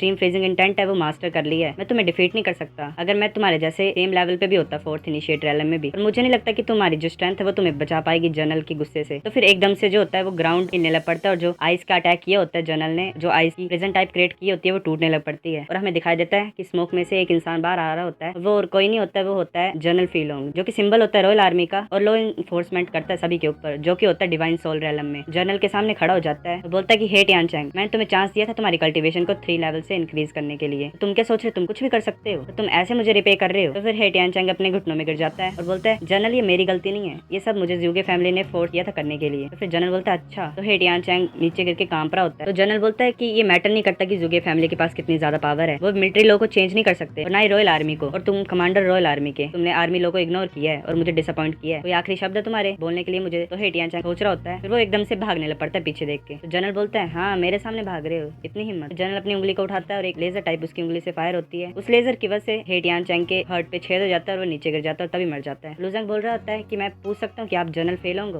तो जनरल बोलता है हाँ। फिर जनरल एकदम से जंप करता है और ऊपर की तरफ उड़ जाता है, वहां से लीव कर जाता है। तो लुजंग बोल रहा होता है आपकी हेल्प के लिए शुक्रिया स्टीवर्ट। तो स्टीवर्ट बोलता है तुम्हें मुझे थैंक यू बोलने की जरूरत नहीं है, क्योंकि हम अपनी आर्मी के बिजनेस से डील कर रहे थे और तुम बड़े ज्यादा पावरफुल हो, क्योंकि तुम अवॉइड कर सकते हो हे यानचैंग से किल होने से भी। फिर रात का टाइम हमें दिखाया जाता है जहाँ पे लुजंग का रेस्टिंग टेंट होता है, वहाँ पे लुजंग बैठा होता है। तो लुजंग बोलता है आज तो मैं मरते मरते बचा हूँ, अगर जनरल फेलोंग और हेड स्टीवर्ट मेरी हेल्प नहीं करते तो आज मैं मर जाता। मुझे अपनी कल्टीवेशन को इंक्रीज करना पड़ेगा, जितनी जल्दी हो सकता है उतनी जल्दी। लुजंग जो स्पेयर होते हैं हेशा और बाइशा के, उसको अपने सामने रखता है और सोच रहा होता है कि मेरी कल्टीवेशन को इंक्रीज करने का एक ही तरीका है कि मैं जो ड्रैगन स्केल्स हैं उनको लाइट कर लूं। ये वेपन अच्छे हैं पर ये मेरे लिए कोई यूज के नहीं है, इससे अच्छा मैं इनको खा जाता हूँ। तो लुजंग के फोरहेड से एक ब्लैक फायर अपेयर हो जाती है जो कि वेपन्स को मेल्ट कर देती है। लुजंग सोच रहा होता है कि ये जो ब्लैक फायर है ये किसी भी वेपन को एसेंस में टर्न कर देती है, और जो एसेंस है वो हेल्प करता है मेरे लिए ड्रैगन स्केल को लाइट अप करने के लिए। इस बार तो बड़ा ज्यादा लिक्विड मेटल का एसेंस है, मुझे पता नहीं है कैसा एसेंस है पर ये मेरे लिए हेल्पफुल है क्योंकि ये ड्रैगन स्केल को लाइट अप करने के लिए यूज होता है। तो लुजंग उस ब्लैक एसेंस को एब्जॉर्ब कर लेता है और जो ड्रैगन स्केल्स हैं वो लाइट अप होने लग पड़ते हैं। लुजंग सोच रहा होता है ऐसा लग रहा है कि मुझे और ज्यादा वेपन चाहिए और स्क्वायर क्रिस्टल चाहिए ड्रैगन स्केल को लाइट अप करने के लिए। यहाँ पे थिंग्स तो सेटल हो गई हैं इस टाइम, मुझे क्योंकि सेट में वापस जाना चाहिए। तो फिर हमें अगली सुबह को दिखाया जाता है जहाँ पे लुजाई और उसके साथी चले होते हैं। लुजाई बोलता है मैं बड़ा ज्यादा थैंकफुल हूँ ब्रदर लुओ तुम्हारे लिए, और क्योंकि लान की टीम की तरफ से मैं तुम्हें थैंक यू बोलता हूँ। लुजंग बोलता है मैंने ज्यादा कुछ नहीं किया, ये सब जनरल फेलोंग है जिन्होंने मुझे हेल्प किया था इस सिचुएशन में। ये सोचने की बात नहीं है और ये हैरान होने की बात भी नहीं है कि वो सिंबल है रॉयल आर्मी के। तो लुजाई और बाकी उसके साथी भी हैरान हो जाते हैं, बोलते जनरल फेलोंग। फिर वो बोलता है लुजंग को कि तुम जा रहे हो क्या वापस इंग्यून सेक्ट में ब्रदर लुओ? तो फिर लुजंग से गले मिलता है और बोलता है हाँ ये अब वापस जाने का टाइम है। तो लुजाई बोलता है अपना ध्यान रखना ब्रदर लुओ, हम दोबारा कभी मिलेंगे। फिर हमें दिखाया जाता है लुजंग कैरेज में बैठ जाता है और अपनी बहन के बारे में सोच रहा होता है और वो फ्लाइंग कैरेज इंग्यून सेक्ट की तरफ निकलने लग पड़ता है। जैसे कि हमने प्रीवियस चैप्टर में देखा था लुजंग सारे सीन्स को सेटल करके ड्रैगन फोर्ट से निकल पड़ता है किंगन सेक्ट की तरफ अपने फ्लाइंग कैरेज में। तो चैप्टर नंबर 10 स्टार्ट होता है। हमें ड्रिजल पीक इंस्ट्रक्टर सू का कोर्टयार्ड दिखाया जाता है जहाँ पे अपने कैबिन में इंस्ट्रक्टर सू बैठ के कुछ लिख रही होती है। तो लुजंग डोर को नॉक करता है और अंदर की तरफ आ जाता है। इंस्ट्रक्टर सू बोलती है अच्छा तुम हो? फिर वो खड़ी हो जाती है। लुजंग बोलता है इंस्ट्रक्टर सू मैं यहाँ पे अपनी मिशन को सबमिट करने के लिए आया हूँ। तो इंस्ट्रक्टर सू बोलती है सच्ची? इंस्ट्रक्टर सू बोलती है लुजंग जो कि एक आउटर डिसिपल है ड्रिजल पीक का, तुमने मिशन लिया था ब्लेड इंसेक्ट को हंट करने का, मैं जानना चाहती हूँ कि तुमने कितने ज्यादा ब्लेड इंसेक्ट को मारा है, 100 या 200? लुजंग बोल रहा होता है इस वुमेन का कितना ज्यादा गंदा एटीट्यूड है। फिर वो अपनी जूमी रिंग से क्रिस्टल्स को निकालने लग पड़ता है, 1 2 3 और ऐसे ब्लेड इंसेक्ट के क्रिस्टल्स जो होते हैं वो टेबल के ऊपर माउंटेन की तरह गिरने लग पड़ते हैं। तो इंस्ट्रक्टर सू हैरान हो जाती है, बोलती है बच्चा इतने ज्यादा क्रिस्टल्स को कैसे इकट्ठा कर सकता है? लुजंग स्माइल करके बोलता है मैंने ये काउंट किए हैं पहले ही, ये 4626 नॉर्मल ब्लेड इंसेक्ट के कोर्स हैं टोटल। तो इंस्ट्रक्टर सू बोलती है ये 4000 नॉर्मल ब्लेड इंसेक्ट के कोर तुम्हें सिर्फ 200 पॉइंट्स देंगे, क्या ये तुम्हारे लिए काफी है? तो फिर लुजंग जूमी रिंग से एक और क्रिस्टल बाहर निकालता है और बोलता है इसके अलावा मेरे पास टोटल 266 लीडर ब्लेड इंसेक्ट के कोर भी हैं। तो फिर इंस्ट्रक्टर सू थोड़े गुस्से से बोलती है कि लीडर ब्लेड इंसेक्ट के कोर से तुम्हें सिर्फ 500 पॉइंट्स मिलेंगे, ये तुम्हारा रिवॉर्ड छोटा नहीं है पर ये तुम्हें कुछ दे भी नहीं सकते क्योंकि इंसेक्ट में पॉइंट्स बड़े ज्यादा कम है। लुजंग अपनी जूमी रिंग से एक और क्रिस्टल बाहर निकालता है जिसे देख के इंस्ट्रक्टर सू बड़ी ज्यादा हैरान हो जाती है और एकदम से स्टन हो जाती है। तो बोलती है कि ये ब्लेड इंसेक्ट क्वीन का कोर क्रिस्टल तुम्हारे पास कहाँ से आया, तुम्हें किसने दिया? तो लुजंग बोलता है मैंने ये तो बस उठाए है कहीं से। तो इंस्ट्रक्टर सू बोलती है तो पॉसिबल ही नहीं है, सच बोलो। तो फिर कुछ देर बैंस के इंस्ट्रक्टर सू हार मान जाती है। तो बोलती है अपना डिसिपल टोकन और मिशन टोकन मेरे पास दो, तुम्हारे जो टोटल पॉइंट्स बने वो है 1500 पॉइंट्स और तुम्हारे डिसिपल टोकन में रिकॉर्ड हो गया है। लुजंग बोलता है थैंक यू इंस्ट्रक्टर सू और वो अपना डिसिपल टोकन इंस्ट्रक्टर सू के हाथ से लेने लगता है। तभी इंस्ट्रक्टर सू अपना हाथ पीछे हटा लेती है और बोलती है पहले मुझे ये बताओ कि तुम इन पॉइंट्स को कहाँ पे यूज करने वाले हो? तो लुजंग बोलता है मैं ये बताना जरूरी नहीं समझता हूँ तुम्हें इंस्ट्रक्टर सू। तो फिर हमें नेक्स्ट सीन दिखाया जाता है किंगन सेक्ट का बैम्बू फॉरेस्ट का, जहाँ पे लुपिरियन एक डिसिपल के साथ खड़ा होता है। तो हमें पता लगता है वो डिसिपल वांग यान मियो है जो कि एक रो पास डिसिपल और सेलेस्टियल रेलम की फर्स्ट लेयर में है। तो वांग यान बोल रहा होता है लुपिरियन ये क्या चीज दी तुमने मेरे पास? तो लुपिरियन बोलता है ये लेटर है लू फैमिली से और ये आइटम है जो कि यानर को बड़ी ज्यादा पसंद है और वो उसके लिए बड़ी ज्यादा प्रीशियस है जब से वो छोटी थी तब से। तो वांग यान बोलता है सच्ची? मुझे लग रहा है ये यानर को बड़ी ज्यादा पसंद आएगी इस बार। तो वो सोचता है कि इससे पहले मैंने बड़े ज्यादा प्रेजेंट ट्राई किए थे उसको देने के लिए, मैं उसके साथ चुपचाप खड़ा रहता था वहाँ पे उसको कंपनी देने के लिए। मैंने कई बार उसको अपना लव भी कन्फेस किया और यानर मेरे को इग्नोर ही मारती थी सिर्फ। ये बड़ी ज्यादा अच्छी अपॉर्चुनिटी है, यानर पक्का मेरे से बात करेगी इस टाइम। तो लुपिरन सोच रहा होता कि लू ज़ेंग की हैंड राइटिंग को कॉपी करना तो मेरे लिए बड़ी ज्यादा आसान बात है। वांग यान बोलता है लुपिरन तुम चाहते हो प्यूगेटरी माउंटेन में मेरे को फॉलो करना? तो लुपिरन बोलता है हाँ क्यों नहीं, चलो साथ में चलते हैं। तो फिर वांग यान बोलता है हाँ चलो। लुपिरन बोलता है मेरे को बड़ा ज्यादा टाइम हो गया यानर को देखे हुए। फिर वांग यान बोलता है तुम्हें डरने की कोई जरूरत नहीं है। वांग फैमिली है वो तुम्हें एनहेंसमेंट पिल्स प्रोवाइड करेगी, स्किल बुक प्रोवाइड करेगी, एक प्लेस प्रोवाइड करेगी जहाँ पे तुम अपनी कल्टीवेशन को इंक्रीज कर सकते हो। मैं श्योर हूँ कि तुम्हारी जो कल्टीवेशन है वो थोड़े टाइम में बड़ी ज्यादा इंप्रूव हो जाएगी। तुम यानर को फेस टू फेस नहीं मिल सकते पर मैं पक्का हेल्प करूंगा तुम्हारे जो मैसेज है उसको डिलीवर करने के लिए। लुपिरन सोच रहा था मैंने बड़ा था गुड इंप्रेशन वांग यान के सामने बना दिया है, जो कि एक मेंबर है वांग फैमिली का और ऊपर से टॉप रो पास डिसिपल है क्यूंगिन सेट का। मेरी जो पाथ है फ्यूचर के लिए वो बड़ी ज्यादा क्लियर है, मैं बड़े आसानी से कल्टीवेट कर सकता हूँ क्योंकि रिसोर्सेज तो मुझे वांग फैमिली प्रोवाइड करते रहेंगे। अब तो लुपिरन बोलता है शुक्रिया ब्रदर यान आपके ऑफर के लिए। फिर वो प्यूगेटरी माउंटेन की तरफ चल पड़ते हैं और वांग यान बोलता है मैं आ रहा हूँ यानर, और उसके बारे में सोचना पड़ता है। फिर हमें प्यूगेटरी माउंटेन का सीन दिखाया जाता है, प्यूगेटरी माउंटेन के एंट्रेंस गेट का, जहाँ पे लू ज़ेंग पहुंच जाता है और वहाँ पे दो गार्डियंस भी खड़े होते हैं। उनमें से एक गार्डियन बोलता है कि हम गार्डियंस है प्यूगेटरी माउंटेन के, तुम्हें रूल्स पता है क्या एंटर करने के इस माउंटेन में? जब तुम प्यूगेटरी माउंटेन में एंटर करोगे तो तुम प्रोटेक्ट नहीं होगे क्यूंगिन सेक्ट से। अगर तुम इस बॉर्डर लाइन को क्रॉस करोगे तो तुम्हारे साथ कुछ भी हो सकता है। क्यूंगिन सेक्ट कुछ केयर नहीं करेगा अगर तुम मर जाओगे तो, और तुम्हारी जैसी एबिलिटीज है तुम तो बड़ी आसानी से मारे जा सकते हो, तो तुम्हें अपना ध्यान खुद रखना पड़ेगा। लू ज़ेंग अपना डिसिपल टोकन आगे की तरफ करता है तो एक गार्डियन उसके ऊपर हाथ रखता है और पॉइंट्स को रिड्यूस कर लेता है और बोलता है कि मैं समझता हूँ। लू ज़ेंग बोलता है लू यान तुम्हारा बड़ा भाई तुम्हें बचाने के लिए आ रहा है। तो फिर हमें माउंटेन दिखाया जाता है प्यूगेटरी पीक का, जहाँ पे लू ज़ेंग एज यूजुअल बैठी होती है वोल्केनो के पास। वांग यान वहाँ पे पहुंचता है और बोलता है यान, तो लू यान बोलती है मैंने तुम्हें पहले कहा कि कोई जरूरत नहीं तुम्हें यहाँ पे मेरे को विजिट करने की। तो वांग यान बोलता है कि यहाँ पे देखो तो सही, लुपिरन ने कुछ भेजा है तुम्हारे लिए, तो बोला कि तुम्हें ये पक्का पसंद आएगा जब तुम इसे देखोगे तो। लू यान बोलती है कि लुपिरन तो सिर्फ मेरा कजन है, वो मेरे को इतनी अच्छी तरह से भी नहीं जानता, तो ऐसी कोई चीज नहीं है जो। फिर वो बीच में रुक जाती है और पीछे देखती है, वो सोचती है ये स्लिंग शॉट, तो वो वांग यान के हाथ में स्लिंग शॉट देखती है और बोलती है कि मुझे ये स्लिंग शॉट देखने दो, और वो स्लिंग शॉट को देख के बड़ी ज्यादा खुश हो जाती है। और जैसे स्लिंग शॉट वो वांग यान के हाथ से लेती है और वो उसे होल्ड कर लेती है और उसको यूज करने लग पड़ती है। तो वांग यान ये सब कुछ देख के सोच रहा होता है कि यानर कितनी ज्यादा ब्यूटीफुल है, भाई ये तो पूरी तरह से पिघल चुका है उसके प्यार में। तो यानर बोलती है ये स्लिंग शॉट तो मेरे बड़े भाई ने मेरे लिए बनाया था जब मैं छोटी थी, ये लुपिरन ने कुछ और भी भेजा है क्या इसके साथ, और कोई न्यूज है मेरे बड़े भाई की? तो वांग यान बोलता है हाँ उसने भेजा है, तुम्हारी फैमिली के सब ठीक है, तुम्हारा बड़ा भाई भी ठीक है, तुम रिलैक्स कर सकती हो, और ये लेटर है जो तुम्हारे घर से आया और लुपिरन ने भेजा है। तो फिर लू ज़ेंग प्यूगेटरी माउंटेन पहुंच जाता है, यहाँ वहाँ घूम रहा होता है, तो बाकी डिसिपल उसे देखते हैं और बोलते हैं कि कौन बच्चा है। तो एक डिसिपल बोल रहा होता है मुझे ये तो 1% भी पसंद नहीं आ रहा। लू ज़ेंग डराने के लिए अपना फ्लाइंग नाइफ उनके अराउंड भेजता है और एक डिसिपल के ऊपर अपना स्पीड थ्रोन अटैक भी यूज कर देता है और बोलता है कि मेरे रास्ते से हट जाओ। तो एक डिसिपल बोल रहा होता है ये किड तो साउल टाइप अटैक भी कर सकता है सिर्फ अपनी बोन रिफाइनमेंट लेयर में। दूसरा बोलता है कि हमें इससे पंगा नहीं लेना चाहिए, हम चल पड़ते हैं चुपचाप यहाँ से लीव कर जाते हैं। तो लू ज़ेंग आगे की तरफ बढ़ता जा रहा होता है, वहाँ पे उसे एक डिसिपल बैठा हुआ दिखाई देता है जो कि कल्टीवेट कर रहा होता है प्यूगेटरी माउंटेन में। लू ज़ेंग बोल रहा होता है लू यान तुम कहाँ पे हो, तुम क्या ऊपर कोई प्लेस में स्टे कर रही हो क्या? तो फिर हमें दिखाया जाता है कि लू यान लेटर को पढ़ रही होती है और बोल रही होती है तो मेरे भाई की हैंड राइटिंग है। वांग यान हंस रहा होता है, तो लू यान बोल रही होती है कि कजन लुपिरन के पास इतनी ज्यादा पावर नहीं है कि वो इस पीक के ऊपर आ सके, अगर उसके पास कोई मैसेज होगा मेरे को भेजने के लिए तो क्या तुम मेरी हेल्प कर सकते हो उस मैसेज को डिलीवर करने के लिए? तो वांग यान बोलता है कि तुम कुछ ज्यादा पोलाइट हो रही हो यानर, मैं इतना तो तुम्हारे लिए कर ही सकता हूँ, मैं सोच रहा हूँ कि तुम्हारा मूड कैसा है, या कोई स्टोरी है इस स्लिंग शॉट के बिहाइंड, तुम मुझे बता सकती हो क्योंकि तुम इसे बड़ा ज्यादा पसंद करती हो। तो फिर कुछ टाइम के बाद वांग यान आ जाता है वापस लुपिरन की तरफ। तो लुपिरन बोलता है ब्रदर वांग क्या तुम्हें यानर मिली? तो वांग यान बोलता है यानर बड़ी ज्यादा खुश थी उन चीजों को देख के जो तुमने भेजी थी। तो लुपिरन बोलता है ऑफ कोर्स वो तो खुश होगी, मेरी कजन सिस्टर अपनी फैमिली को बड़ी ज्यादा मिस करती है और ऊपर से वो यहाँ पे लोग भी है, अगर ब्रदर यान भी यहाँ पे बार बार आएंगे और उससे बात करेंगे तो उसका मूड पक्का ही अच्छा हो जाएगा। तो वांग यान बोलता है मैं आज बड़ा ज्यादा खुश हूँ, चलो रात को मिलते हैं तो मैं आपको थैंक यू बोल सकता हूँ अच्छे तरीके से। तो लुपिरन बोलता है ठीक है। तो फिर वांग अपनी एनर्जी से लोटस क्रिएट करता है और प्यूगेटरी माउंटेन को लीव करने लग पड़ता है। जैसे जैसे वो पैर आगे रख रहा होता है तो वैसे वैसे एक उसकी एनर्जी से लोटस क्रिएट होता जा रहा होता है स्टेप्स के रूप में बनने के लिए। तो लू ज़ेंग उसे देखता है और बोलता है कि ये गाय तो बड़ा ज्यादा स्ट्रॉन्ग है, इसके पास तो लोटस किलिंग इंटेंट है। एक डिसिपल पूछ रहा होता है लुपिरन से ये तुम लू यान के ब्रदर हो? लुपिरन बोलता है नहीं मैं उसका कजन हूँ। तो लू ज़ेंग उस आवाज को सुन रहा होता है, बोलता है ये तो लुपिरन है। तो फिर लू ज़ेंग देख रहा होता है लुपिरन को बाकी डिसिपल्स के साथ आते हुए, तो लुपिरन शॉक हो जाता है एकदम से और बोलता है ये बच्चा प्यूगेटरी माउंटेन में कहाँ से पहुंच गया? तो लू ज़ेंग बोलता है लुपिरन मैंने कभी नहीं सोचा था कि मैं तुम्हें यहाँ पे मीट करूंगा, अब मुझे जल्दी से बता दो कि लू यान कहाँ पे है? तो फिर लुपिरन बोलता है लू ज़ेंग कितना अच्छा टाइम है हम यहाँ पे मिले, मैं तुम्हें कुछ दिन और जीने के लिए दे रहा था, मैंने ये नहीं सोचा था कभी भी कि तुम यहाँ पे हिम्मत करोगे अपना फेस दिखाने के लिए, वो भी मुझे प्यूगेटरी माउंटेन में। वो दोनों एक दूसरे के सामने